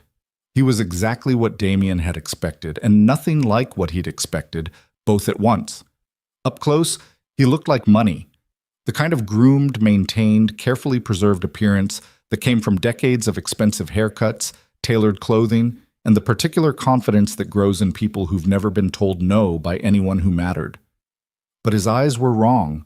They were blue and clear and completely empty, the way a camera lens is empty, recording everything, feeling nothing. Warren saw Damien, stopped, looked him over with the quick, dismissive efficiency of a man who categorized people into two groups, useful and irrelevant. You must be the repairman. I am. Good work on the generator housing. I reviewed the repairs. Thank you. How long will you be staying? As long as the work takes. Warren smiled. It was the worst smile Damien had ever seen. Technically perfect, engaging every muscle in the face, producing an expression that looked like warmth the way a mannequin looks like a person. That's a very open-ended arrangement. My niece has a habit of taking in strays. It's a generous impulse, but it creates complications. I'm sure you understand. I'm not a stray. I'm a contractor. Of course you are. Warren adjusted his cuffs. Where's your daughter? Vivian mentioned she was here. Every nerve in Damien's body fired at once. The question was casual, almost throwaway, the kind of thing any polite adult might ask. But something about the way Warren said daughter, the way his mouth shaped the word, the way his eyes stayed fixed on Damien's face while he said it, watching for a reaction the way a poker player watches for a tell, set off alarms that Damien hadn't felt since the army. She's reading, Damien said. Lovely. Children should read. My niece Charlotte was a reader, before her accident. The word accident dropped into the hallway like a stone into still water. I should get back to work, Damien said. By all means. Warren walked past him. His cologne was expensive and faint, the kind that lingered in a room after you'd left it, claiming the space even when you weren't in it anymore. At the front door, he paused and looked back. Mr. Carter, a word of advice from someone who's been part of this family for a very long time. The ranch is a beautiful place, but it's not a home. It's an asset. And assets work best when they're managed properly, by people who understand their value, not by people who are passing through. He left. The SUV pulled away. The black-tinted windows caught the sunlight and threw it back, sharp as a blade. Damien found Vivian in the study. She was sitting behind the desk. Her father's desk, her father's chair, her father's room, and her hands were flat on the surface, palms down, like she was trying to hold herself to the earth. Are you okay? I'm fine. You're not fine. Then why did you ask? He sat down in the cracked leather chair across from her. The same chair where they'd sat 2 weeks ago, talking until 3 in the morning, sharing the kind of things you share with strangers who don't feel like strangers. What did he want? What he always wants. Control. Compliance. He wants me to sign off on the Permian Basin leases. They're worth about $200 million, and the board wants to fast-track them. And I've been stalling because the environmental impact assessment is incomplete, and the drilling plan has gaps that nobody wants to discuss. Is that the real reason you're stalling? She looked at him sharply. What do you mean? I mean, are you stalling because of the environmental assessment, or are you stalling because saying no to Warren is the only power you have left and you're not willing to give it up? The sharpness in her expression didn't fade, but it changed. transformed from defensive to something more complicated. The look of someone being seen more clearly than they're comfortable with. Both, she said. It's both. And I hate that you can tell. I'm not that perceptive. You're just not as hidden as you think you are. That's a terrible thing to say to someone whose entire survival strategy is being hidden. He leaned forward. Vivian. He asked about Ellie. The change was immediate. Vivian's hands went from flat on the desk to fists. Her chin came up, her eyes narrowed, and for a moment Damien saw the woman the business magazines wrote about. Not cold, not calculating, but fierce. The difference between a wall and a weapon. What exactly did he say? He asked where she was. Then he mentioned Charlotte. In the same sentence? Close enough. Vivian stood up. She walked to the window, but this time she wasn't looking at the landscape. She was looking at the driveway, at the place where the SUV had been, like she could still see it there. He does that.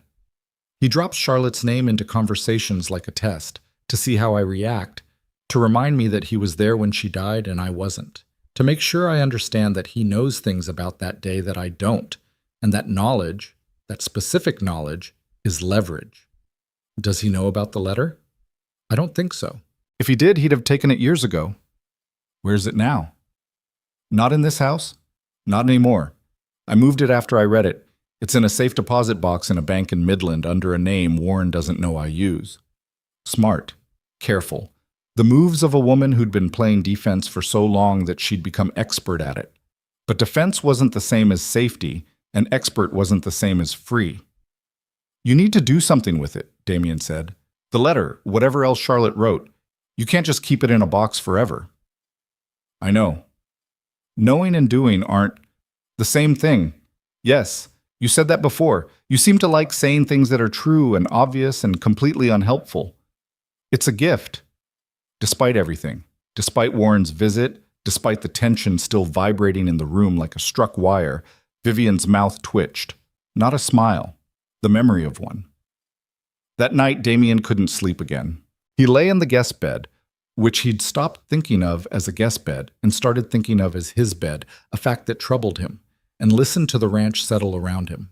Ellie was asleep beside him, her breathing steady, the rabbit wedged between her arm and her rib cage. He kept thinking about Warren's eyes, that camera lens emptiness.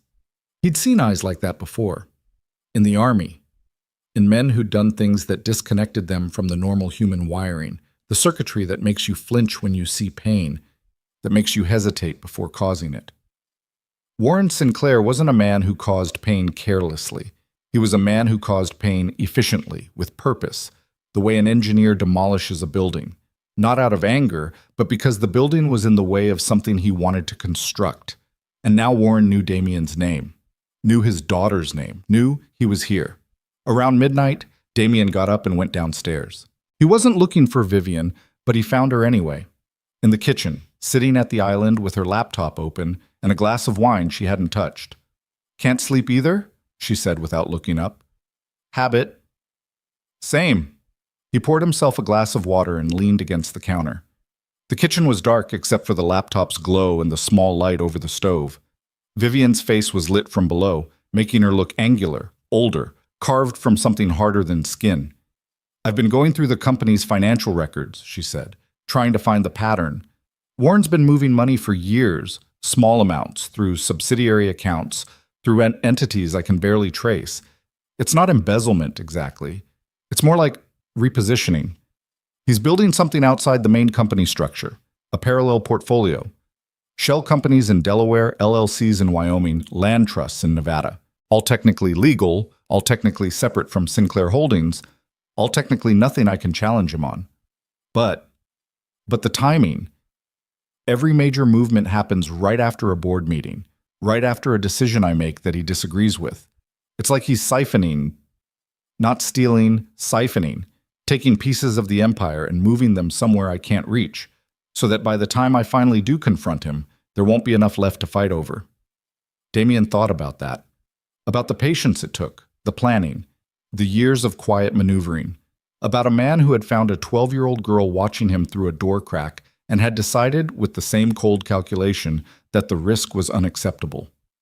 Charlotte saw something like this, Damien said. She saw him in the office, taking documents. 14 years ago. He's been doing this for 14 years, maybe longer. And I can't prove any of it because the records Charlotte might have seen are gone, destroyed or buried or moved to wherever he keeps the things that protect him. What about the documents themselves, the ones he took from your father's office? My father died 8 years ago. His files were transferred to Warren's control as part of the trust arrangement. Everything my father built, the records, the contracts, the original agreements, all of it went to Warren, legally, properly, with signatures and notarizations and the full cooperation of a legal system that doesn't ask questions when the check's clear. Damien sat down across from her. The kitchen island between them was the size of a conference table, polished granite, cold under his forearms. There has to be something he missed, something Charlotte left behind that isn't in the letter. Like what? You said she wrote letters constantly, to everyone. What if she wrote to someone about what she saw? A friend, a teacher, a pen pal. What if there's a copy of something out there that Warren doesn't know about? Vivian looked at him. The laptop light caught her eyes, and for a moment they looked wet again. That edge of tears shine that she controlled with the same iron discipline she controlled everything else. Charlotte's best friend was a girl named Elena Reyes. They were inseparable. Elena's family moved to San Antonio about a year after Charlotte died. I haven't spoken to her since. Do you know where she is now? I could find out. I have resources for that. Then find out. It's not that simple. It is that simple. You find Elena Reyes. You ask her if Charlotte ever sent her anything. A letter, a note, a drawing, anything. You gather whatever exists, and then you take it, along with the letter in the safe deposit box, and you find a lawyer who isn't in Warren's pocket, and you start building a case. And what happens when Warren finds out? What happens when the cameras catch us having this conversation? When his people, and he has people everywhere, Damien, everywhere, report back that his niece is asking questions again? Then we deal with it. We? The word hung in the kitchen. Damien heard it, heard the way it sounded, possessive, committed, the word of a man who'd already made a decision he hadn't announced yet. Yeah, he said. We. Vivian closed the laptop. The kitchen went darker. In the reduced light, he could see her more clearly somehow. Not her features, but her expression. The way her face looked when the screens and the business and the armor were stripped away. She looked. He searched for the right word, and the only one that came was young. She looked young and tired and scared and trying very hard not to be any of those things. You're a welder from a dying town, she said. You have a daughter who depends on you.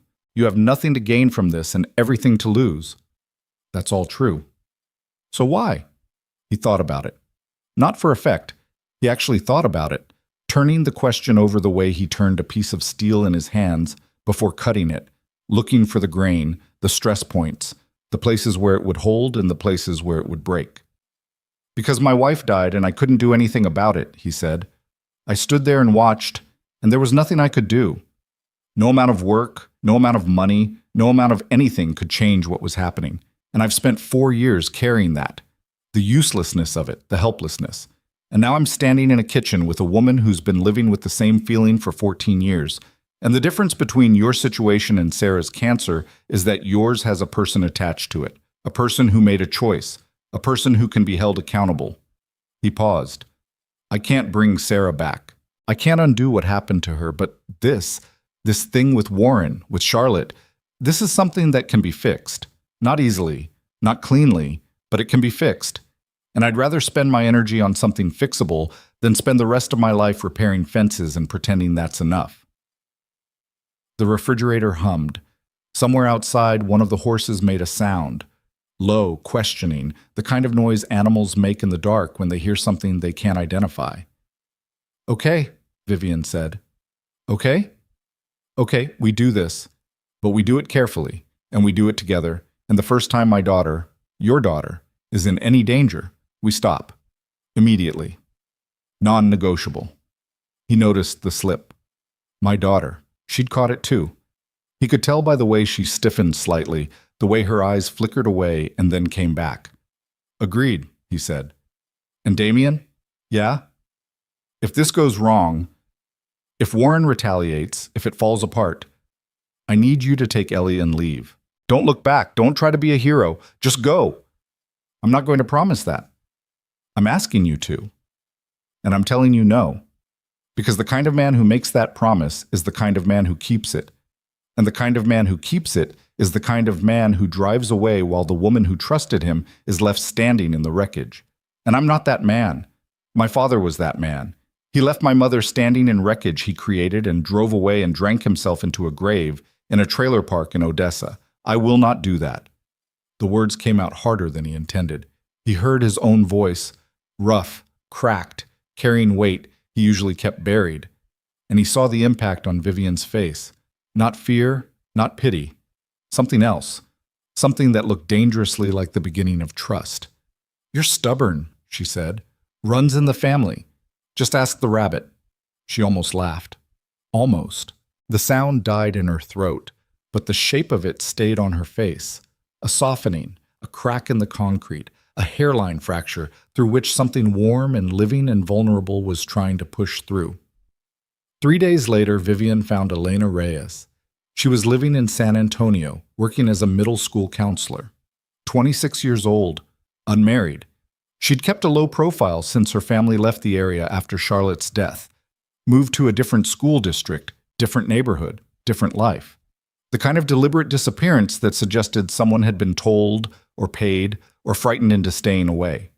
Vivian made the call from the barn using a prepaid phone Damien had bought in Marfa during a supply run, because the ranch phones, like everything else on the property, were on a system that Warren's people had installed and possibly monitored. Damien stood outside the barn door, watching the driveway, watching the cameras, watching for the black SUV that might or might not be coming.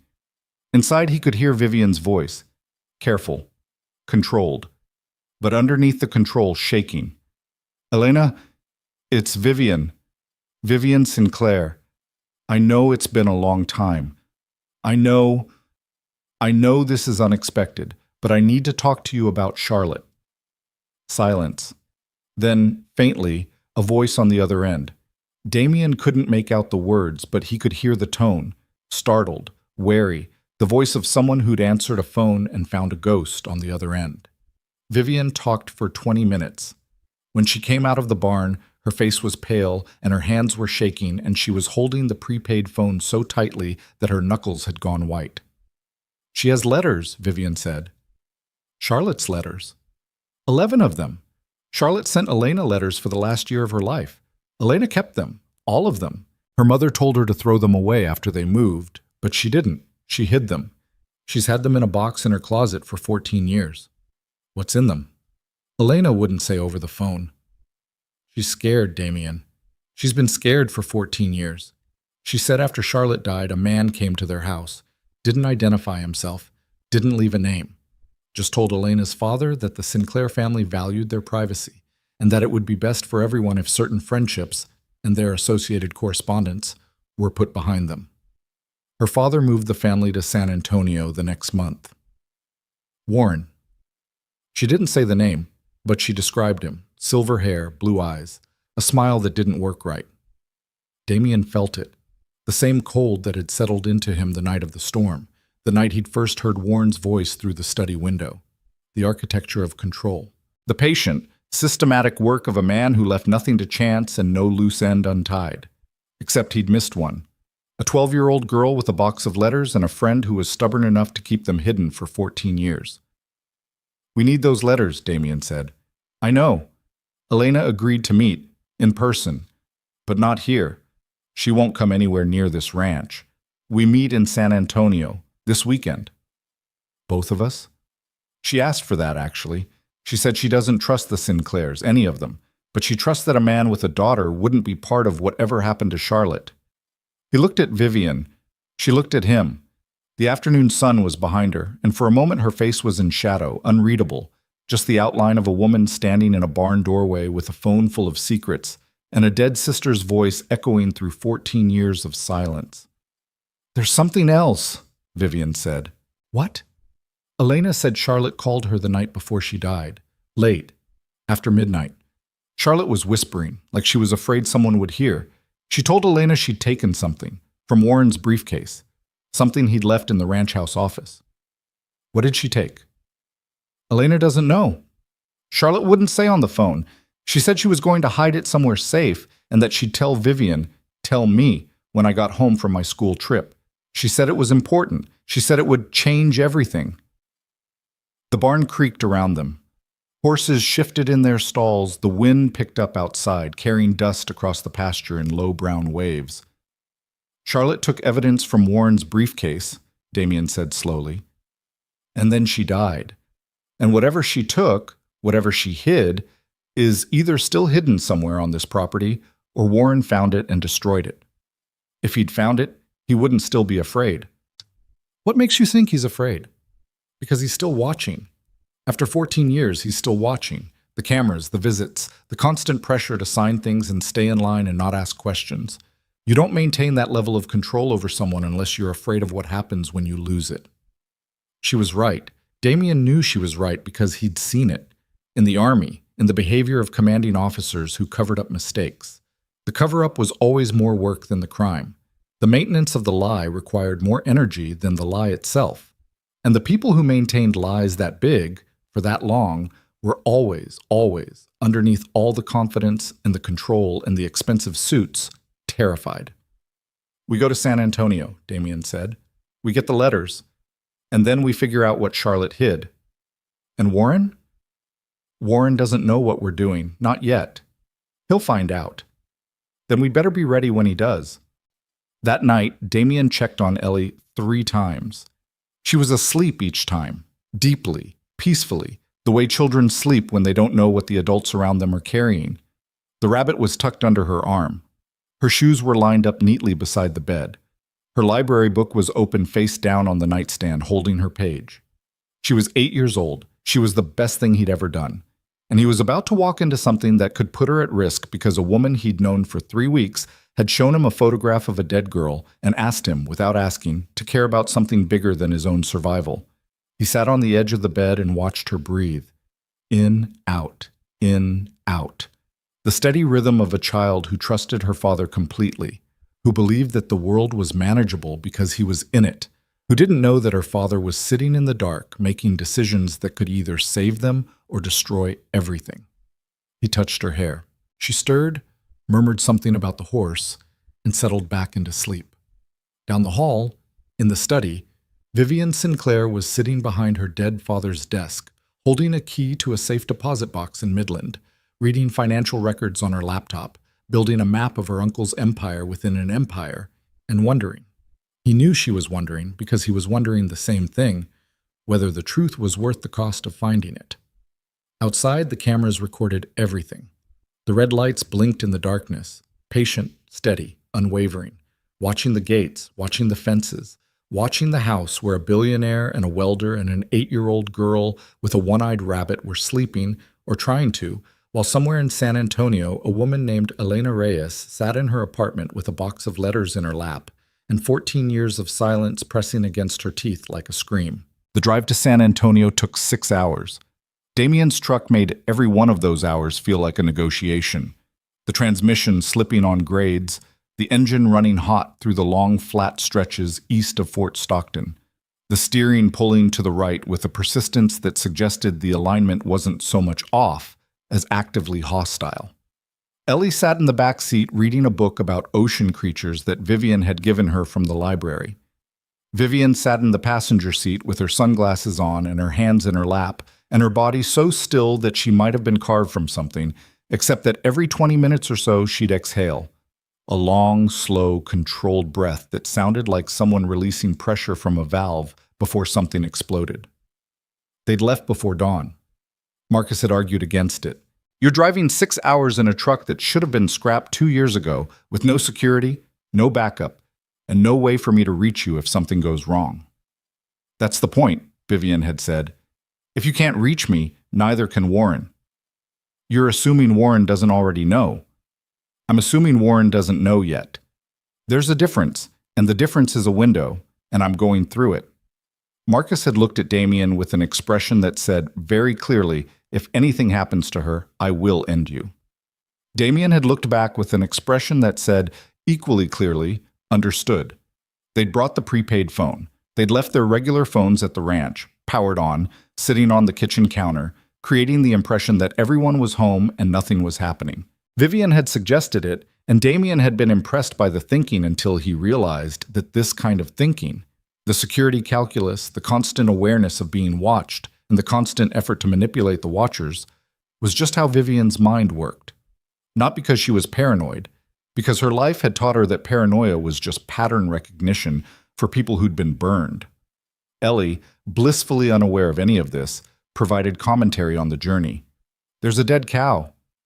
"Don't look at the dead cow," Damien said. "Too late. It's very dead. Like extremely dead." "Ellie, why is Texas so flat? Is the whole state flat? Who decided this was a good place to live?" "People who liked space," Vivian said. "There's too much space. Space is overrated. I'd rather have a Dairy Queen." "There's one in Junction. Can we stop?" Damien looked at Vivian. Vivian looked at Damien. They were both exhausted, both wired, both carrying the weight of what they were driving toward, and somehow this 8-year-old's request for ice cream cut through all of it like a blade through paper. "Yeah," Damien said. "We can stop." They stopped in Junction. Ellie got a Blizzard.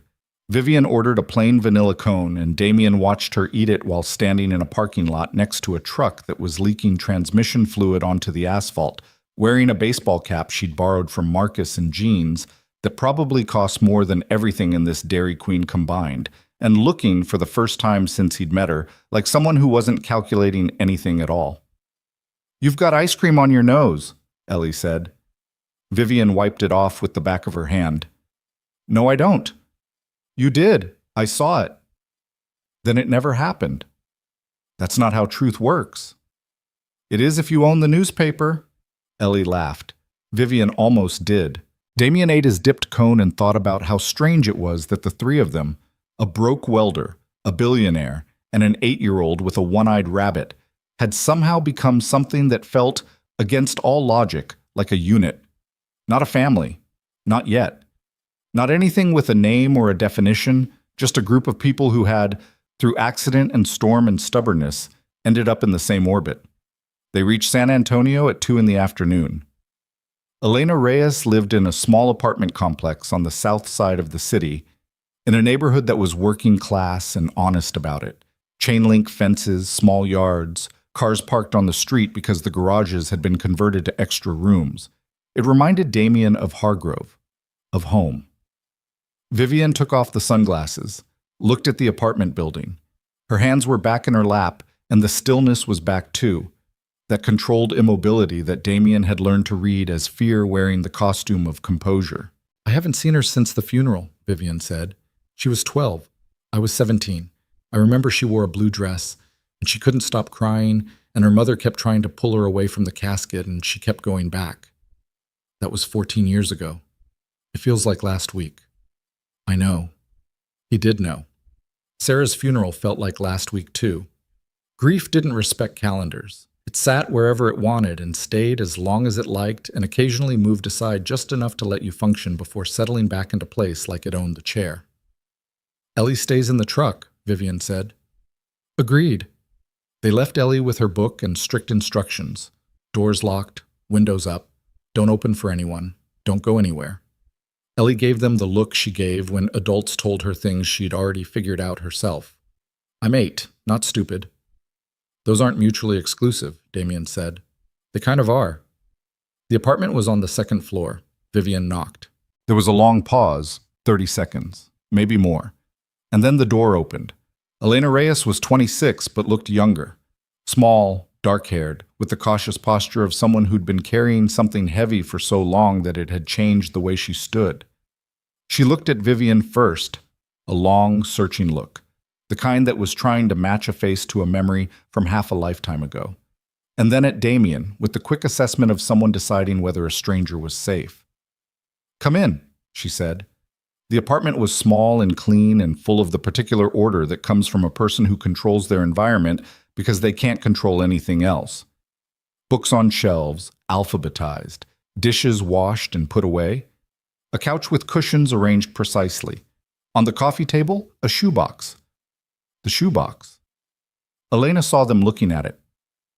I got it out last night. After you called. I haven't opened it in, I don't know, 5 years? 6? I used to read them all the time when I first moved here. I'd read them and cry and read them again.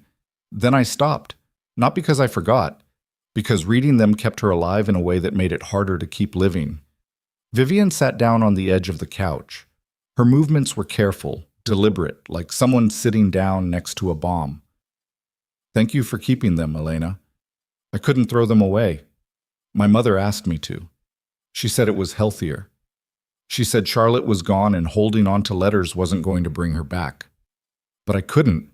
They were Charlotte's words. Her handwriting, the way she dotted her I's with little circles, the way she underlined words she thought were important. Throwing them away would have been like erasing her. I know. Do you? Because you never called, you never wrote, you never came. In 14 years, Vivian, not once. The accusation landed and Vivian took it. She didn't defend herself, didn't explain, didn't offer excuses about Warren or fear or the architecture of control that had kept her isolated on a ranch surrounded by cameras. She just sat there and absorbed it, the way a boxer absorbs a punch they know they deserve. You're right, Vivian said. I should have. I was afraid. Not of you. Of what finding you would mean. Of what it would start. Because once I started looking for the truth, I couldn't stop, and I wasn't sure I was strong enough to see it through. Are you sure now? Vivian looked at Damien. He didn't say anything, didn't nod, didn't signal, didn't give her permission or encouragement, just looked back. This was her decision. It had always been her decision. No, Vivian said. I'm not sure. But I'm tired of being afraid, and that's close enough. Elena opened the shoebox. Inside were 11 letters, folded neatly, written on the kind of lined notebook paper that middle schoolers use. Each one was addressed to Elena in handwriting that was neat and round and achingly young. The handwriting of a girl who was 12 and thought she had all the time in the world to learn cursive properly. Elena handed the box to Vivian. Vivian took it with both hands, holding it the way you hold something fragile and explosive at the same time. Most of them are normal, Elena said. Normal kid stuff. School, horses, books she was reading, a boy in her class she thought was cute. But the last 3, the ones from the final month, those are different. Vivian opened the first of the final 3 letters. Damien watched her read it, watched her face go white, then whiter, then a color that wasn't really a color at all. The absence of color, the look of someone whose blood has decided to leave their extremities and go somewhere safer. She handed it to Damien. The letter was dated 6 weeks before Charlotte died. The handwriting was the same. Round, careful, young, but the tone was different. Gone was the chatty 12-year-old talking about horses and homework. In her place was a girl who was scared and trying very hard to sound brave. Elena, the letter read. Something weird is happening at the ranch. I told you about Uncle Warren being in Dad's office that night.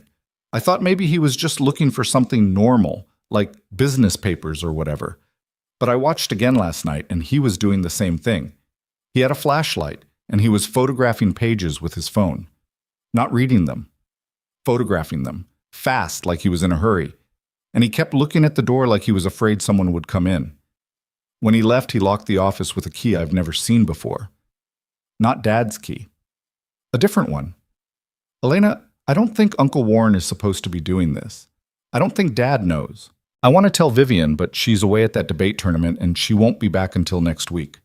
I'm going to keep watching. Don't tell anyone about this letter. Promise me. Damien looked up. Vivian was holding the second letter. Her hands were shaking openly now.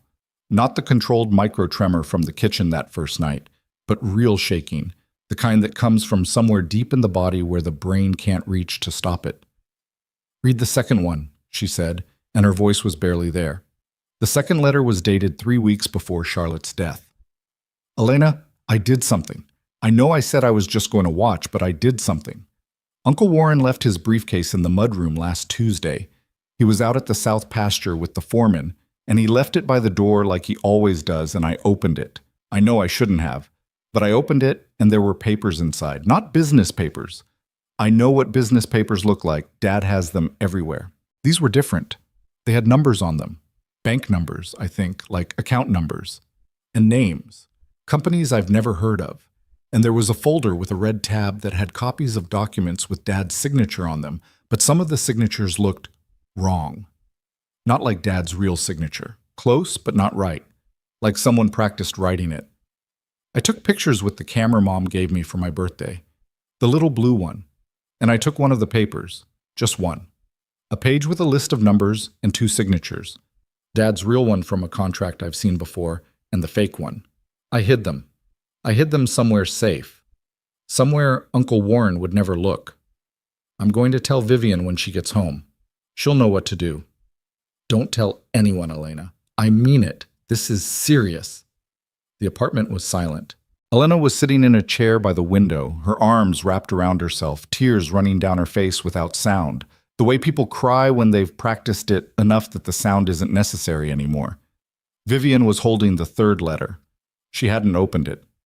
The 3rd one, Elena said. That's the last one she ever wrote me. Vivian opened it. This letter was different. The handwriting was messier, rushed, uneven. The letters pushed together like the pen was being driven by urgency instead of care. It was dated the day before Charlotte died. Elena, I think he knows. Uncle Warren looked at me different at dinner tonight. He asked me questions about school and what I've been doing and whether I've been spending time in the house or outside. And his eyes were doing that thing. You know that thing where he looks at you like he's reading the back of your head. I'm scared. I should have told someone sooner. I should have told Dad. But Dad trusts Warren. And what if Dad doesn't believe me? What if Warren convinces him I'm making it up? I moved the stuff I hid. I put it somewhere better. Somewhere that means something to me but wouldn't mean anything to anyone else. If something happens, I don't know why I'm writing that. Nothing's going to happen. I'm being dramatic. But if something happens, tell Vivian to look where the stars are closest. She'll know what that means. She'll know. I love you, Elena. You're my best friend. I'll call you tomorrow. She never called. Vivian set the letter down on the coffee table. Her hands had stopped shaking. Everything had stopped. She was completely still. The stillness of a person whose worst suspicion has just been confirmed and whose body doesn't know yet whether to scream or collapse or do both at once. Where the stars are closest, Damien said. Vivian's eyes closed. When she opened them, they were clear. Brutally, terribly clear. The eyes of a woman who'd just had 14 years of uncertainty burned away in the time it took to read a dead girl's handwriting. The hayloft, she said. The old barn on the east side of the property. When we were kids, our father cut a hole in the roof. A skylight. A crude one. Just a square of glass set into the timber. Charlotte loved it. She'd climb up to the hayloft at night and lie on the hay and look through the skylight, and she'd say the stars were closer up there. That was her phrase. Come up, Viv. The stars are closest here. Is the barn still standing? Yes. Warren wanted to tear it down years ago. I wouldn't let him. He thought I was being sentimental. He was right, but not for the reasons he assumed. Damien looked at Elena. Can we take the letters? Elena hesitated. She looked at the shoebox. 14 years of keeping a dead friend's words alive, 14 years of opening the box and closing it and opening it again. 14 years of a secret she'd been told to forget by everyone from her mother to a stranger in a suit with empty blue eyes. Take them, she said. Take them and do something with them. Because I've been holding on to Charlotte's voice for 14 years, and it's not fair. It's not fair that she trusted me and all I did was hide. You didn't just hide, Vivian said. You protected her words. When everyone else was destroying evidence and threatening witnesses and covering up a murder, you, a 12-year-old girl, kept the one thing that could bring it all down. You kept the truth. Elena cried harder. Vivian crossed the room and sat beside her and put her arm around her, and it was awkward. Vivian was not a person who hugged easily, who touched easily, who allowed physical proximity without the careful negotiation of distance she maintained with everyone. But she did it. She held a woman she hadn't seen in 14 years and let her cry into her shoulder and looked over Elena's head at Damien with an expression that was equal parts determination and devastation. They left San Antonio at 4:30. Ellie had finished her book and started it again from the beginning. She didn't ask about the meeting. She didn't ask why Vivian was quiet, or why Damien was driving faster than usual, or why both of them kept checking the rearview mirror. She just read her book and ate the bag of chips they'd bought at a gas station, and occasionally announced facts about deep-sea creatures to no one in particular. Anglerfish males are tiny, she said. They literally fuse to the female and dissolve into her body. That's what love looks like in the ocean. That's horrifying, Damien said. It's efficient. They drove through the sunset and into the dark. Vivian sat with the shoebox on her lap, her fingers resting on the lid, not opening it, just touching it. Like she was in communication with something. With Charlotte, with the past, with the 12-year-old girl who'd been brave enough to steal from a monster and smart enough to hide what she'd taken. Where the stars are closest. They reached the ranch at 11. Marcus met them at the gate. He looked at Vivian, looked at the shoebox, looked at Damien. We need to talk, Vivian said. Yes, Marcus said. We do, because Warren's people were here. 2 hours ago. They came to the gate, asked if you were home, and left. The temperature inside the truck dropped. Not literally, the heater was still blowing warm air, but the feel of it changed. The casual fear that had been humming in the background of everything since the drive out became something sharper, more immediate, a wire pulled taut. Did they come inside? Vivian asked. No, I told them you were asleep and didn't want to be disturbed. They sat outside the gate for about 40 minutes, watching. Just watching? Just watching. Then they left. Vivian looked at Damien. He looked at her. The same thought passed between them without words. Warren was paying attention. Warren was checking. The window they'd been operating in, the narrow gap between Warren's suspicion and Warren's certainty, was closing. We need to get to the East Barn, Vivian said. Tonight. Tonight? Marcus said. Now. Marcus didn't argue. He'd been with Vivian long enough to know when the tone in her voice meant the decision was already made and discussion was just noise. He pulled the truck through the gate, and Damien drove to the main house while Marcus followed in his SUV. Ellie was asleep by the time they parked. Damien carried her inside, put her in the guest bed, tucked the rabbit under her arm. She stirred. Are we home? She mumbled. The word home caught him like a fishhook in the chest. She wasn't talking about Hargrove. She was talking about here, about this room, this bed, this ranch that she'd lived on for less than a month, but that had somehow become the place she meant when she said that word. Yeah, Bug. We're home. She settled back into sleep. He stood there for 10 seconds longer than he should have, watching her breathe, counting the inhales, doing the thing he always did. Then he left. Vivian was waiting outside with a flashlight. Marcus was there too, wearing the look of a man who had opinions about what was happening but had decided, for now, to keep them internal. The East Barn is about a quarter-mile from the house, Vivian said, past the old stock tank. Past the stock tank where Charlotte... Yes. They walked in silence. The night was clear. No storm this time, no rain, just the vast West Texas sky with its impossible density of stars and the quarter moon throwing just enough light to see the path. The stock tank appeared out of the darkness like a wound in the landscape.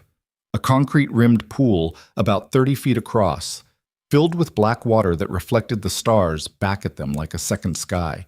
Vivian stopped at the edge, looked at the water, looked at the concrete rim. Damien could see her placing the memory. 12 years old, best swimmer in the county, a wound on her head and a story that never made sense. She was right here, Vivian said, 14 years ago, right here. We don't have to stop. I know, but I want to, just for a second.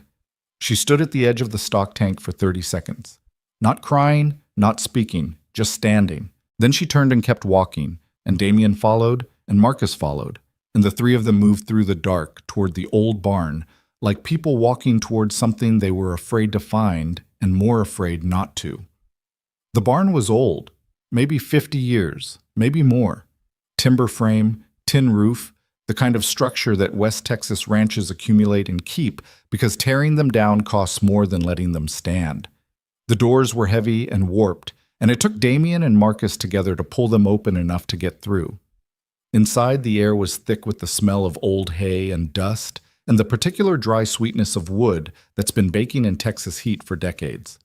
Vivian swept the flashlight across the interior, stalls that hadn't held animals in years, equipment rusted in place, feed bins with their lids hanging open, and at the back, a ladder leading up to the hayloft. Charlotte used to climb that ladder every night in summer, Vivian said. My mother told her to stop. My father put a lock on the barn door. Charlotte picked the lock. She was 12 and she could pick locks. My father gave up. Vivian climbed first. The ladder was old but solid. The rungs held. The frame didn't shift. Damien followed. Marcus stayed at the bottom, watching the barn door, his hand resting on his hip near the place where Damien had noticed, on the first night, the shape of something clipped to his belt that wasn't a radio. The hayloft was a platform about 15 feet square, carpeted with ancient hay that crackled under their weight, and in the center of the ceiling, the skylight. A rough square of glass set into the timber, cloudy with age and dust, but still transparent enough to show the stars. Where the stars are closest, Vivian whispered. They searched. Vivian on one side of the loft, Damien on the other. They moved hay, checked the joints where the platform met the walls, ran their hands along the timber beams, pressed on floorboards looking for one that was loose. Damien found it. A board near the north wall, underneath a pile of hay that was older and more compacted than the rest, like it had been deliberately placed, deliberately packed, by someone who wanted it to look undisturbed. The board lifted when he pried the edge with his pocket knife. Underneath was a hollow, a space between the loft floor and the beam beneath it, about the size of a shoebox. Inside the hollow was a plastic bag, a gallon-sized zip-top bag, the kind you put sandwiches in. It was dusty, yellowed with age, but the seal was intact. Through the plastic, Damien could see papers, a folded document, and something else, a small blue camera. A child's camera, the kind parents buy as birthday gifts for kids who want to feel like photographers. He held it up. Vivian saw it and made a sound. Not a word, not a cry, something between the two, the sound a person makes when they've been searching for something for 14 years and suddenly they're holding it, and the weight of it is nothing and everything at the same time. That's her camera, Vivian said. The blue one. Mom gave it to her for her 12th birthday. She took pictures of everything. The horses, the sunset, Marcus pretending he wasn't smiling. She used to say she was documenting her life so people would know she was here. Damien handed the bag to Vivian. She opened it with shaking hands, carefully, the way an archaeologist opens a tomb. She unfolded the document. It was a single page, a list of account numbers, 8 of them, with corresponding entity names. Shell companies. The same kind Vivian had been tracing on her laptop in the kitchen. But these were different. These were older, dated 14 years ago, with handwritten notations in the margin that Vivian recognized immediately. That's Warren's handwriting, she said. Those notations, those are his. I've seen his handwriting on 1,000 documents. That's him. And at the bottom of the page, 2 signatures. One was labeled Robert Sinclair, Vivian's father. The other was also labeled Robert Sinclair. But they were different, subtly, almost imperceptibly different. The slant of the R, the loop of the S, the pressure of the pen. One was real. One was a forgery. He was forging my father's signature, Vivian said. He was creating accounts in my father's name, moving assets, building his parallel structure, and he was doing it with forged authorization. This is fraud. This is criminal. Charlotte figured that out at 12 years old. Charlotte was smarter than any of us. She saw it. She understood it. She took the evidence and she hid it, and she was going to tell me, and he... She stopped. Her jaw tightened. Her eyes went hard. He killed her, she said. He killed a 12-year-old girl because she caught him stealing from her own family. And then he stood in our living room and held my mother while she cried and told us it was an accident. The hayloft was silent except for the creak of the old timber and the wind moving through the gaps in the barn walls. The stars burned through the skylight, close and cold and indifferent. We have it, Damien said. Charlotte's letters, the document, the camera, if the photos are still on it, if the memory card still works. We take this to the authorities, not local. Warren owns local, federal, financial crimes, fraud, forgery, and murder. We take all of it.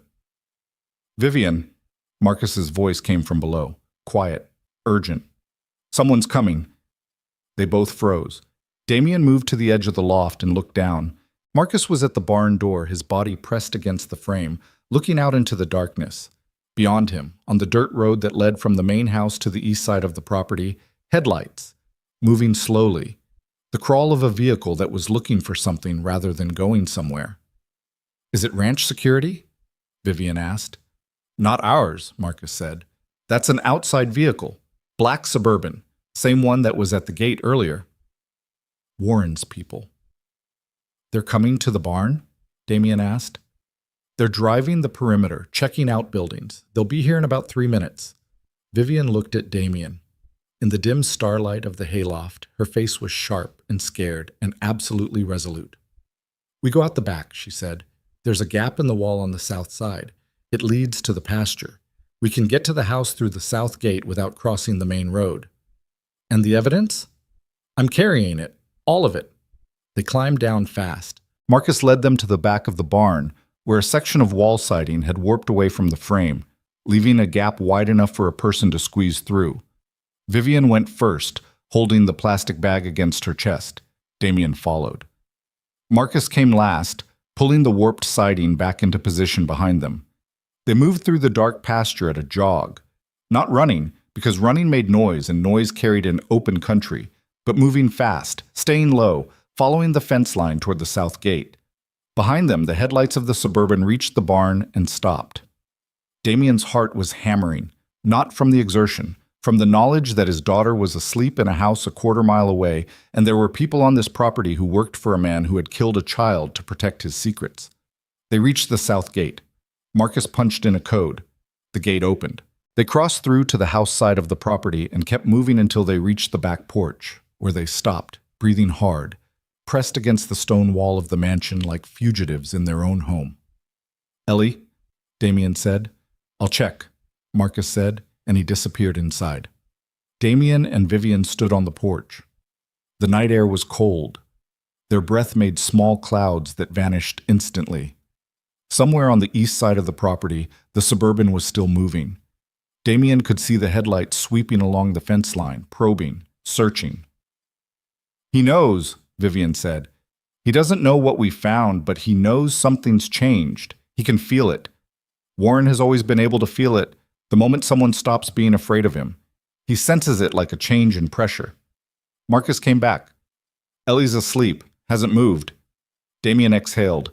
The relief hit him so hard his knees almost buckled. We leave tomorrow, Vivian said. Not San Antonio. Dallas. I have a law firm there that Warren doesn't control. Hartwell and Associates. They handle whistleblower cases, corporate fraud, federal referrals. I've been keeping them in my back pocket for 3 years, waiting for the day I had something to bring them. And now you do. Now I do. She looked at the plastic bag in her hands, the document, the camera, the evidence a 12-year-old girl had gathered and hidden and died for. She held it the way Damien had seen soldiers hold things in the field, close, careful, with the understanding that what you were carrying was worth more than you were, and that your job was to get it where it needed to go, regardless of what happened to you in the process. Vivian, Damien said. What? We're going to be okay. You don't know that. No, but I'm going to act like I do, because the alternative is standing on this porch until Warren's people find us. She looked at him. The starlight caught her eyes, and for a moment they weren't the clinical, assessing eyes he'd first seen in the study. They were Charlotte's eyes, Elena's eyes, the eyes of every person who'd been touched by this family's poison and had survived long enough to fight back. Okay, she said. Okay. They went inside. They locked the doors. Marcus took up a position in the front hallway with a clear line of sight to the main entrance and the driveway beyond it. The Suburban's headlights disappeared from the east fence line, and whether the vehicle had left the property or simply turned off its lights was a question none of them could answer and all of them were thinking about. Damien went upstairs, checked on Ellie. She was asleep. The rabbit was still under her arm. Her breathing was steady. He sat on the edge of the bed. His hands were dirty. Hay dust, barn grime. 14 years of settled particles from a hayloft where a dead girl had hidden the truth about her own murder. He should shower. He should sleep. He should do a lot of things. Instead, he sat there and watched his daughter breathe, and held on to the knowledge that tomorrow they would drive to Dallas and hand a law firm a plastic bag containing the last act of a 12-year-old girl who had been braver than every adult around her, and that the thing Charlotte Sinclair had started in secret, watching, documenting, hiding evidence in a hayloft where the stars were closest, was about to come into the light. And the man who had spent 14 years making sure it stayed buried was about to learn that some things don't stay in the ground. Not when a dead girl's best friend keeps her letters in a shoebox. Not when a billionaire with bare feet and shaking hands refuses to stop looking. Not when a broke welder from a dying town decides that fixing things is worth more than being safe. The house settled around him. The cameras blinked their red lights in the darkness outside. And somewhere, on a road between the ranch and wherever Warren Sinclair slept at night, a black Suburban carried a report back to a man who had controlled everything for 30 years and was about to discover that control, like concrete, can hold for decades. But when it cracks, it doesn't crack slowly. They never made it to Dallas. Warren moved first. Damien woke at 5:30 in the morning to the sound of Marcus pounding on the guest room door. Not knocking, pounding. The flat-handed urgency of a man who had abandoned courtesy because courtesy was too slow. "Get up, now, both of you." Ellie sat up in bed, clutching the rabbit, her eyes wide in the gray pre-dawn light. Damien was already moving, pants, boots, shirt, the automatic dressing of a man whose body remembered the army even when his mind had moved on. What's happening? Warren filed an emergency motion with the court in Pecos County 3 hours ago. He's seeking a temporary restraining order against Vivian, removal from company operations, asset freeze, mental health evaluation. He's claiming she's unstable and a danger to the family's financial interests. Can he do that? He's doing it. The judge is Howard Crane. He's been on Warren's Christmas card list for 20 years. The hearing is at 9. If Vivian doesn't appear, the order goes through by default, and Warren takes operational control of everything. The ranch, the accounts, all of it. Damien's mind was racing. 4 hours ago, they'd been standing on the back porch with a bag full of evidence. Now Warren was swinging, and swinging hard, with the precision of a man who'd had this contingency planned for years, waiting on a shelf like a fire extinguisher, ready to pull the pin the moment things got hot.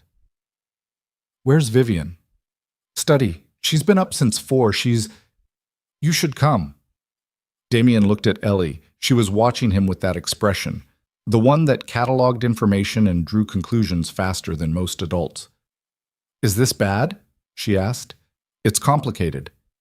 Complicated usually means bad. "Stay here. Lock the door. Don't open it for anyone except me or Marcus." "What about Vivian?" "Or Vivian." He kissed her forehead and followed Marcus downstairs. Vivian was in the study, but not behind the desk. She was standing in the middle of the room, surrounded by papers, printouts spread across the floor, the coffee table, the chair seats. Charlotte's letters were laid out on the desk alongside the document from the hayloft and the small blue camera, which was plugged into a laptop with a cable that looked like it had been jury-rigged from 3 different connectors. "The camera works," she said when Damien walked in. Her voice was flat, tight, the voice of someone operating on adrenaline and caffeine and the specific kind of fury that comes from being attacked by family. The memory card still had data, 47 photos. Charlotte photographed everything in Warren's briefcase, account statements, transfer orders, correspondence, and 6 pages of forged signatures. 6 pages, Damien. He wasn't just stealing from my father. He was building an entire shadow corporation using my father's identity. Vivian, I also pulled the financial records I've been compiling for the past 3 years. The shell companies, the transfers, the pattern of siphoning that I mapped on my laptop. Combined with Charlotte's evidence, it's a complete picture. 14 years of systematic fraud, asset theft, and identity falsification. Vivian, what? Warren filed a motion. You need to be in court in 4 hours. She stopped. The energy that had been driving her, the manic, fueled by discovery momentum, hit a wall. He watched it happen in real time, watched her face shift from determination to confusion to something colder, harder, the face of a woman who'd been fighting an opponent for so long that she recognized his moves before he finished making them. "Of course he did," she said. "Of course. He felt it last night, the shift, the change. His people came to the ranch, and when they left, they told him something was different. And Warren doesn't wait to find out what's different. He strikes first and sorts through the wreckage later. Can you fight the motion? Not in Howard Crane's courtroom. Crane will do what Warren tells him to do. He's been doing what Warren tells him to do for 2 decades. Then don't fight it in Crane's courtroom." She looked at him. "Take everything. The letters, the photos, the financial records, all of it. And don't go to Pecos County. Go to the FBI. Go to the federal prosecutor's office in San Antonio. Go over Warren's head, over Crane's head, over everybody's head. He built his system to control local courts, local police, local media. He didn't build it to control the federal government. If I don't show up to the hearing, the restraining order goes through. He gets control of the ranch, the accounts. Let him take it, all of it, for now. Because what you have on this desk is worth more than the ranch, more than the accounts, more than everything Warren thinks he's fighting for. You have proof that he forged your father's signatures, stole from his own family, and you have the basis for a murder investigation into a 12-year-old girl's death. A federal investigation, the kind Warren can't buy his way out of." The room was quiet. The first light of dawn was seeping through the windows, turning the sky from black to gray to the faintest edge of gold. On the desk, Charlotte's letters sat in their neat row. 11 letters, the last words of a girl who'd been brave enough to look at the truth and stupid enough to think that truth, by itself, was protection. It wasn't. Truth needed people to carry it. It needed someone willing to take the hit. "He'll come here," Vivian said. "If I don't show up to the hearing, the first thing Warren will do is come to this ranch with a court order and a security team and take possession. He'll change the locks. He'll access the files. Then we need to be gone before that happens." She looked at the evidence on the desk, looked at the study. Her father's study, her father's desk, the room where she'd spent 14 years trying to hold on to what was left of her family. Then she looked at Damien. "I'm going to lose everything," she said. "No. You're going to lose the things Warren gave you. The rest, the things that are actually yours, those go with you." It took 40 minutes. Vivian packed the evidence into a hard-shell briefcase. Every letter, every photo printout, every financial document, the camera, a USB drive with the digital copies she'd made overnight. Marcus loaded the briefcase into the back of his SUV, along with a bag of Vivian's clothes and a folder of personal documents she pulled from a safe in the master bedroom. Damien packed their things, his and Ellie's, which wasn't much. The go bag, the toolbox, Ellie's books, borrowed from a library she'd probably never see again. The rabbit, which Ellie held against her chest with both arms, sensing without being told that this departure was different from the one she'd practiced in her head. "Are we coming back?" she asked. Damien looked at the mansion, at the stone walls and the cedar beams and the windows that had glowed amber during the storm, the first night, when he'd driven up the driveway in a dying truck with a rusted toolbox and a daughter who'd asked if this was a hotel. "I don't know, Bug. I like it here. I know. Nightfall is going to miss me. Horses have good memories. She'll remember you." They loaded into Marcus's SUV, bigger, more reliable, with a full tank and tinted windows that might buy them a few extra minutes of anonymity if Warren's people were watching the roads. Damien's truck stayed in the driveway, abandoned, leaking transmission fluid onto the stone like a wounded animal. Marcus drove. Vivian sat in the passenger seat with the briefcase on her lap. Damien and Ellie sat in the back. The gates opened. They pulled onto the county road. Nobody looked back. The drive to San Antonio took 5.5 hours this time. Marcus drove faster than Damien had, and the SUV handled the highway without any of the dramatic negotiations that Damien's truck required. Ellie fell asleep against Damien's shoulder around Sonora, her breath warm through his shirt, the rabbit wedged between her knees. Vivian was on the prepaid phone for most of the drive. She called the law firm in Dallas, Hartwell and Associates, and spoke to a senior partner named Catherine Hartwell for 45 minutes. detailing everything in a voice that was steady and specific and deliberately emptied of emotion, the way a surgeon describes a procedure. Then she called a second number, one she'd memorized years ago but never used, and Damien heard her say the words federal prosecutor and financial fraud and potential homicide and I have documentation, and the person on the other end of the line talked for a very long time. When she hung up, her hands were shaking again. The controlled shake, the subtle one, but there. They want to meet, she said. The U.S. Attorney's Office in San Antonio. They're sending someone to Catherine Hartwell's firm today. Today. They said the name Sinclair has been on a watch list for years. Multiple agencies have been circling Warren's financial structure, but nobody could get inside it. Nobody had the documentation. Charlotte got inside it. Charlotte got inside it 14 years ago, at 12 years old, with a birthday camera and a zip-top bag. They reached San Antonio at noon. Catherine Hartwell met them at a downtown office building. She'd flown in from Dallas on a charter that morning, which told Damien everything he needed to know about how serious this was. She was in her 50s, tall, gray-haired, with the calm intensity of someone who'd spent 30 years in courtrooms and had stopped being impressed by money a long time ago. She looked at the evidence for 2 hours. She read every letter. She examined every photograph. She went through the financial documents with the focused attention of a surgeon reading an MRI. When she was finished, she sat back in her chair and looked at Vivian. Your sister built this case better than most attorneys I know. She was 12. She was remarkable, and we're going to make sure it matters. The meeting with the federal prosecutor happened at 4. 2 people from the U.S., attorney's office, 1 FBI agent, and Catherine Hartwell, sitting around a conference table in a borrowed law office, while Damien waited in the hallway with Ellie, who was reading a book about volcanoes she'd found in the office's small waiting room. Is Vivian in trouble? Ellie asked. No, she's getting out of trouble. Is the uncle in trouble? Damien looked at his daughter. She knew more than she should. She always knew more than she should. The product of growing up with a single father who forgot sometimes that children hear things even when you think they're asleep. Yeah, Bug, the uncle is in trouble. Good. He has weird eyes. You've never met him. I saw him from the window when he came to the ranch. He walked like he was stepping on things that were smaller than him. Damien didn't know what to say to that. It was, like most of Ellie's observations, uncomfortably precise. The meeting lasted 3 hours. When Vivian came out, she looked like someone who'd been through something, not destroyed by it, but changed.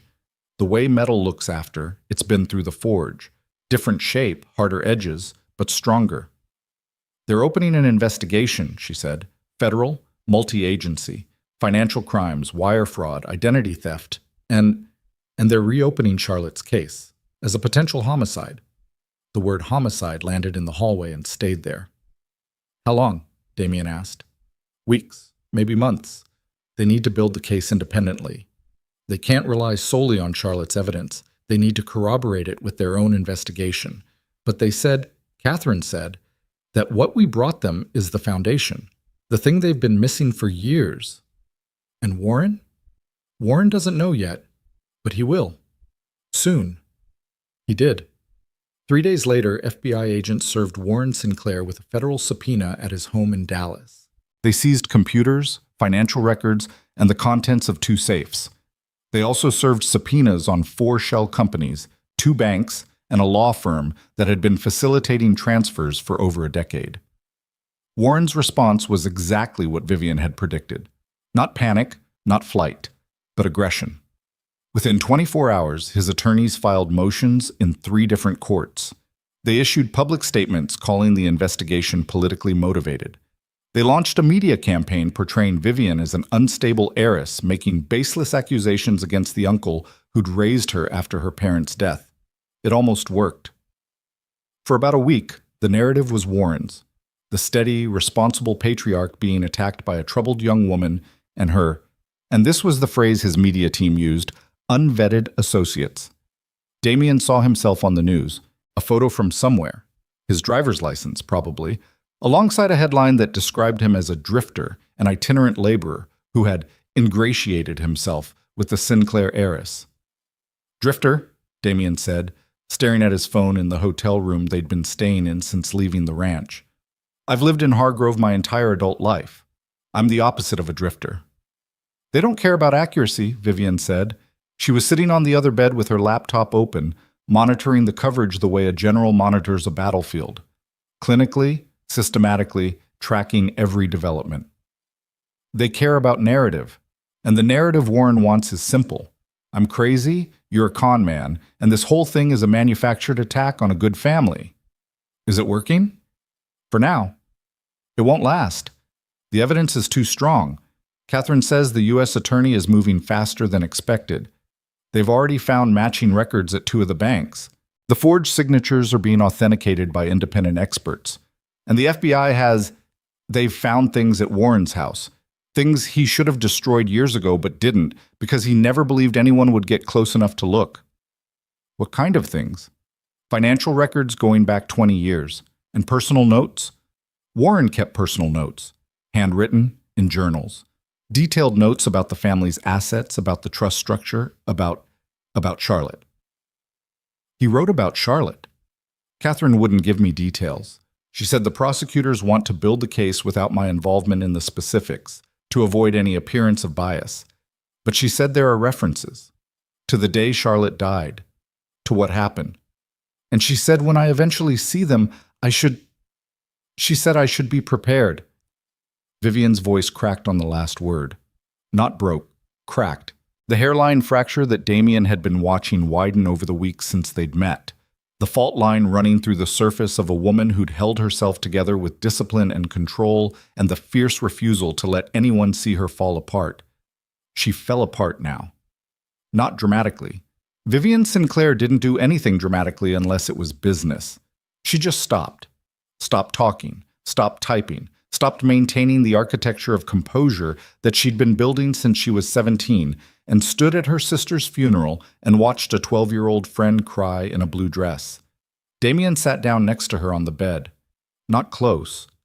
He left space the way you leave space for someone who's been caged for so long that proximity feels like a wall. But close enough. "She was so little," Vivian said. "She was so little and she was so brave and she did everything right. She watched, she documented, she hid the evidence, she told someone she trusted. She did everything right. And it didn't save her. It's saving you. That's not enough." "I know, but it's what there is." She leaned against him, not falling, not collapsing, leaning, the deliberate, voluntary act of a woman who was choosing, for the first time in 14 years, to let some of her weight rest on someone else. He felt her shoulder against his, her hair against his neck, the heat of her body through 2 layers of clothing. He put his arm around her. She didn't pull away. Ellie appeared in the doorway of the connecting room, holding the rabbit, looking at the 2 of them with an expression that contained no surprise whatsoever. "Finally," she said. "Go back to bed," Damien said. "I've been waiting for this for like 3 weeks." "You're 8. "I'm observant. There's a difference." She disappeared back into her room. They heard the bed creak as she climbed in. Vivian laughed. It was small and broken and wet, and it was the first real laugh Damien had heard from her. Not the almost laugh, not the half laugh, but the real one. The one that came from somewhere below the armor, below the control, below the years of isolation and fear. "Your daughter," Vivian said. "Yeah. She's the best person I've ever met. She gets it from her mother. She gets it from both of you." The investigation took 11 weeks. In that time, Damien, Vivian, and Ellie moved between 3 hotels, 2 safe houses arranged by Catherine Hartwell's firm, and eventually a rented house in Austin, where Ellie enrolled in a school for the remainder of the semester and immediately became, according to her teacher, the most opinionated 3rd grader I've ever encountered. Vivian worked. Not at Sinclair Holdings. Warren's emergency motion had succeeded in Pecos County, and he'd taken operational control of the company and the ranch, at least temporarily. But Vivian worked with Catherine and the federal prosecutors, going through records, identifying transactions, explaining the family's financial architecture with the precision of someone who'd been studying it for years. She was good at it, sharp, thorough, relentless. The woman who'd wanted to study veterinary science had become by necessity, an expert in the specific kind of financial crime her uncle practiced. Damien worked too. He found welding jobs in Austin, commercial work, industrial repair, the kind of steady employment that existed in a city instead of a dying town. He made decent money. He paid down the electric bill, the hospital payments, the accumulated debt that had been sitting on his shoulders like concrete since Sarah's death. He wasn't getting rich. He wasn't getting comfortable. But for the first time in 4 years, he was moving forward instead of standing still. And in the evenings, when Ellie was asleep and the house was quiet, he and Vivian sat on the back porch of the rented house and talked. Not about the case, not about Warren, not about the ongoing federal investigation that was dismantling the Sinclair empire piece by piece. About other things. About what came next. About what they wanted. About the terrifying, exhilarating possibility that the life they were living right now, cramped house, borrowed furniture, a kid who did her homework on the kitchen floor, might be better than the lives they'd had before. "I don't miss the ranch," Vivian said one night. This surprised Damien, and she saw that it surprised him, and she shook her head. "I miss Charlotte's barn. I miss nightfall. I miss the sky. But the house, the mansion, the stone floors, the art on the walls, I don't miss any of it. It was never mine. It was my father's, and then it was Warren's, and I just lived in it like a tenant who'd forgotten to leave." "What do you want?" Damien asked. "I want a house with a kitchen I can burn things in without it being a news story. I want a horse I can ride without a security detail following me. I want to wake up in the morning and not check the cameras to see who came to the gate while I was sleeping." "That's all achievable." "I know. That's what scares me. I spent so long wanting impossible things, justice, safety, Charlotte back, that I forgot how to want normal things. Normal things are harder. Impossible things you can't fail at because they were never going to happen anyway. Normal things, a kitchen, a horse, someone who stays, those you can lose." "I'm not going anywhere." "You keep saying that because it keeps being true." Warren Sinclair was arrested on a Tuesday morning in late spring. Federal marshals took him at his Dallas home. The charges were extensive. 18 counts of wire fraud, 12 counts of identity theft, 6 counts of forgery, 4 counts of tax evasion, 2 counts of witness intimidation, and 1 count that the news reports described as obstruction of justice in connection with the death of Charlotte Sinclair, a minor. Not murder. Not yet. The prosecutors told Vivian that murder charges were possible, but would require additional evidence and grand jury proceedings. The obstruction charge was what they could prove now, that Warren had interfered with the original investigation into Charlotte's death, had intimidated witnesses, had destroyed evidence. The murder itself was harder. 14 years of cover-up had done what cover-ups do. Eroded the physical evidence, scattered the witnesses, buried the truth under layers of time and silence. But Warren's journals helped. The handwritten notes that he'd kept, the ones Catherine had warned Vivian about, contained entries from the week of Charlotte's death. Not confessions exactly. Warren was too careful for that. But references.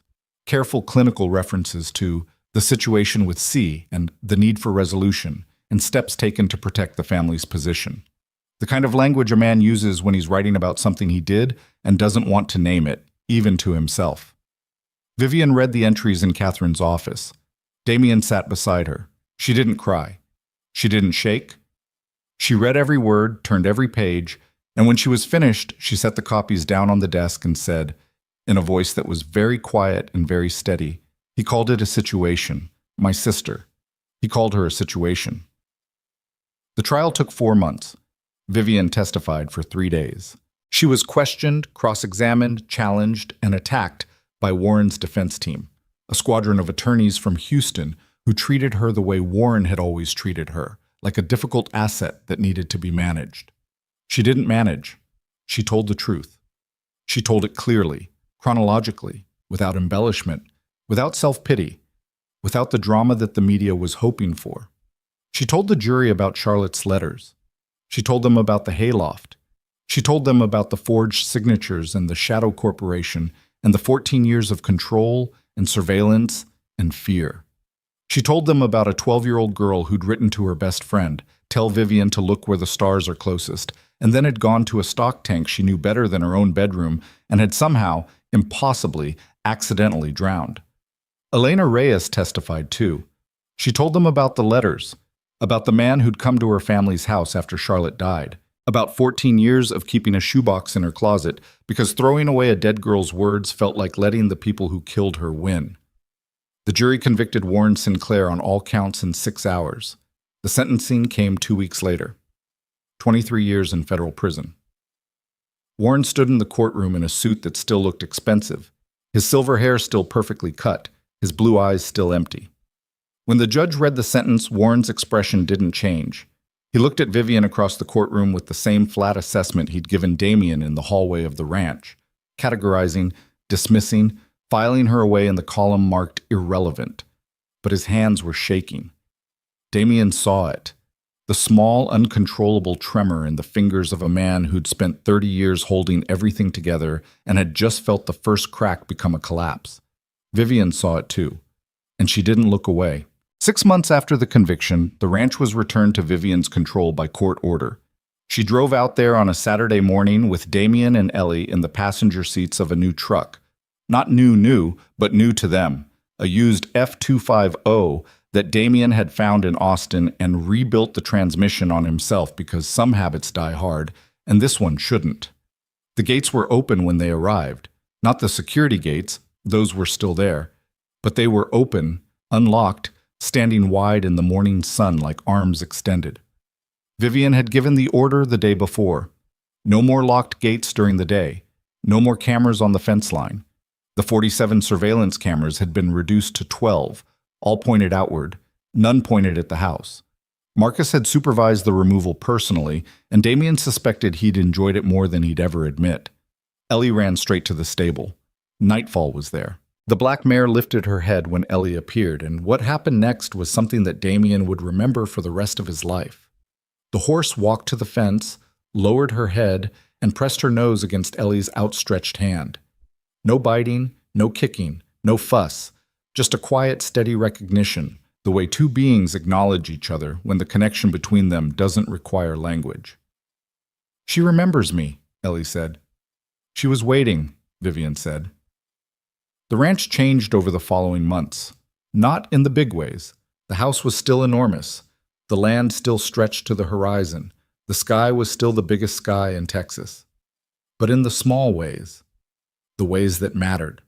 The kitchen got used, badly at first, with burned meals and smoke alarms and one incident involving a Dutch oven that Damien swore he would never discuss publicly. But it got used. Food got cooked. Messes got made. The granite island that had been cold and empty the first night Damien arrived became a place where Ellie did homework and Vivian reviewed contracts and Damien spread out blueprints for the workshop he was building in the converted barn. Because that's what he did. He converted the main barn, not Charlotte's barn. That one stayed untouched. A memorial that nobody had to designate because everyone understood, into a welding and fabrication workshop. Professional equipment, proper ventilation, a client list that started with local ranchers and grew steadily into something larger. Structural repairs, custom metalwork, the kind of jobs that used every skill he had and paid well enough that the debt started shrinking instead of growing. He wasn't rich. He didn't want to be. He wanted to build things and fix things and come home at the end of the day to a kitchen that smelled like slightly burned food and a daughter who was reading books 3 grades above her level, and a woman who still walked barefoot on stone floors, but who had, somewhere along the way, stopped looking like she was bracing for impact. Vivian created the foundation in Charlotte's name, the Charlotte Sinclair Foundation, dedicated to protecting vulnerable children and supporting struggling single-parent families. She funded it with a significant portion of the assets recovered from Warren Shadow Corporation, money that had been stolen from her family, laundered through shell companies, and hidden for 14 years.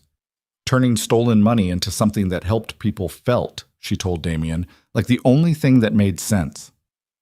Elena Reyes became the foundation's first director. She moved from San Antonio to a small house on the ranch property, one of the foreman's quarters that Damien renovated, because renovating things was what he did.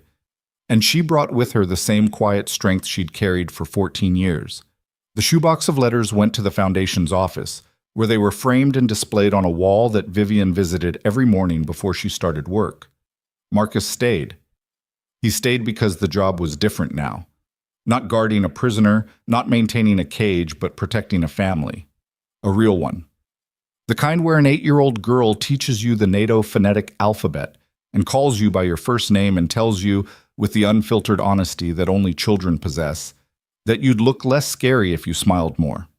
He smiled more. On a Saturday evening in late autumn, Damien sat on the porch of the ranch house, the porch where he and Vivian had stood in the dark after running from the east barn, pressed against the stone wall, listening for the Suburban's engine, and watched the sun drop below the West Texas horizon. The sky went from blue to gold to deep red, and the land turned dark and soft, and the stars began appearing one by one, filling the enormous space above him with the cold, distant, beautiful light that Charlotte Sinclair had loved. Ellie was in the stable, feeding Nightfall an apple. Marcus was sitting in a chair by the front door, reading a novel that Ellie had recommended, and that he would later describe reluctantly as not terrible. Vivian was inside, on the phone with Catherine Hartwell, discussing the final disposition of the company assets and the restructuring of Sinclair Holdings under new independent management. The door opened behind him. Vivian came out, barefoot as always, and sat down in the chair next to his. She'd been on the phone for an hour, and her voice was slightly hoarse, and she looked tired in the normal way that people look tired. The end of a long day kind, not the end of a long decade kind. Catherine says the restructuring should be complete by spring. New board, new management, independent oversight. Warren's trust is being dissolved. Good. She also said the prosecutors are moving forward with the murder charge. Grand jury next month. Damien looked at her. How do you feel about that? I feel like it should have happened 14 years ago. I feel like my sister should be alive.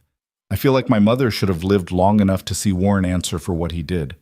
I feel angry and sad and relieved and guilty, all at the same time, and I don't know which one to sit with. All of them. That's the only option that works. That sounds exhausting. It is, but it's honest. And honest is better than numb. She reached over and took his hand. Not dramatically. Not in the way that happens in stories where everything is timed and lit and scripted. She just reached over and took it, the way a person does when they've decided that the space between two chairs is too wide, and the simplest solution is a hand. Her fingers were cold. They were always cold. One of the many small, imperfect details that Damien had cataloged over the months. Cold fingers, a tendency to burn food, a habit of walking into rooms and forgetting why she'd come, a laugh that was still rare but getting less so, a way of standing at windows and looking at landscapes as if she were seeing them for the first time, even though she'd been looking at them her whole life. She wasn't perfect. She was difficult and guarded and sometimes sharp in ways that left marks. She worked too much and slept too little and had a relationship with vulnerability that was, at best, adversarial. She made decisions without consulting anyone, and then was surprised when people had opinions about those decisions. She was learning, slowly, imperfectly, the way everyone learns. Damien wasn't perfect either. He was stubborn and proud and had a tendency to carry things alone when he should ask for help. He spent too much time in the workshop and not enough time sitting still.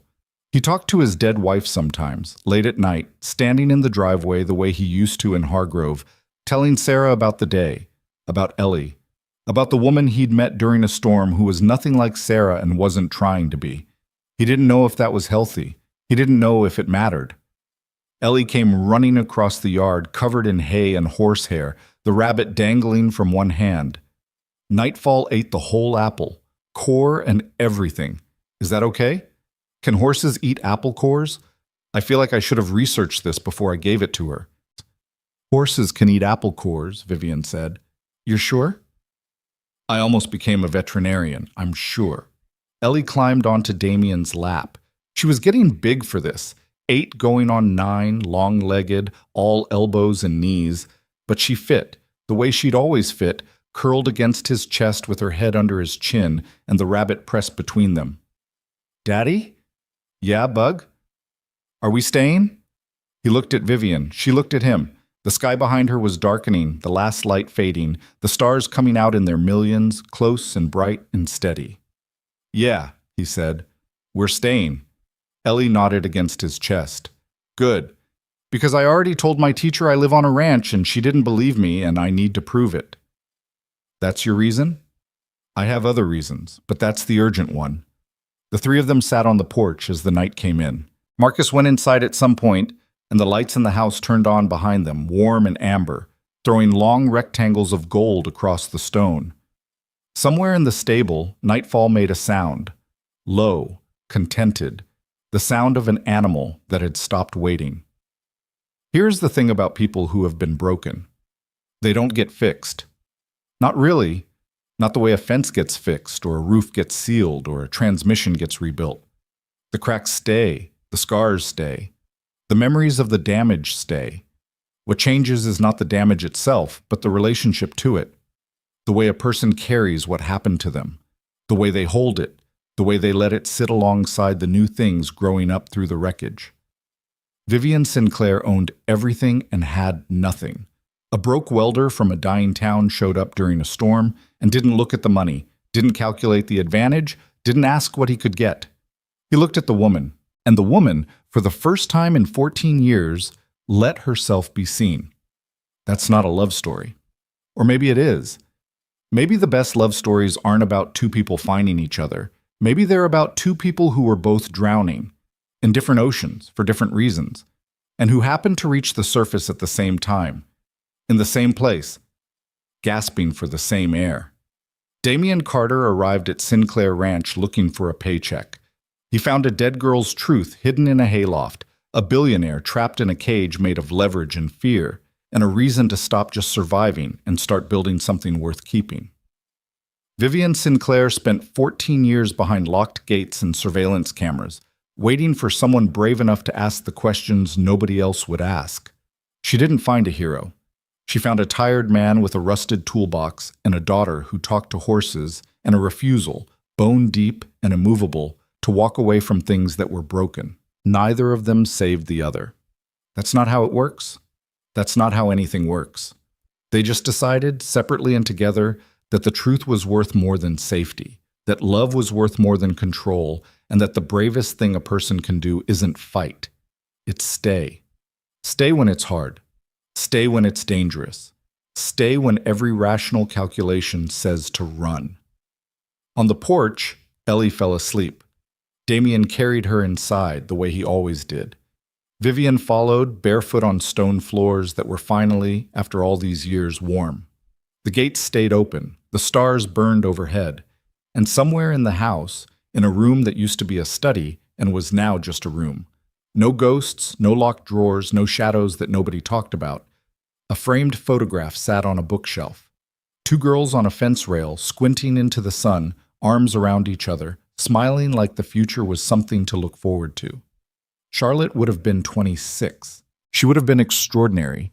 She would have done things that mattered and loved people who deserved it, and written letters that made the world feel smaller and kinder and more honest. She didn't get that chance. But her words survived, her truth survived, and the sister she left behind finally stopped carrying it alone. That's the story. Not of a billionaire and a welder, not of money and poverty, power and helplessness, but of a 12-year-old girl who hid the truth where the stars are closest, and the people who found it, and what they built from the wreckage of everything that tried to keep it buried.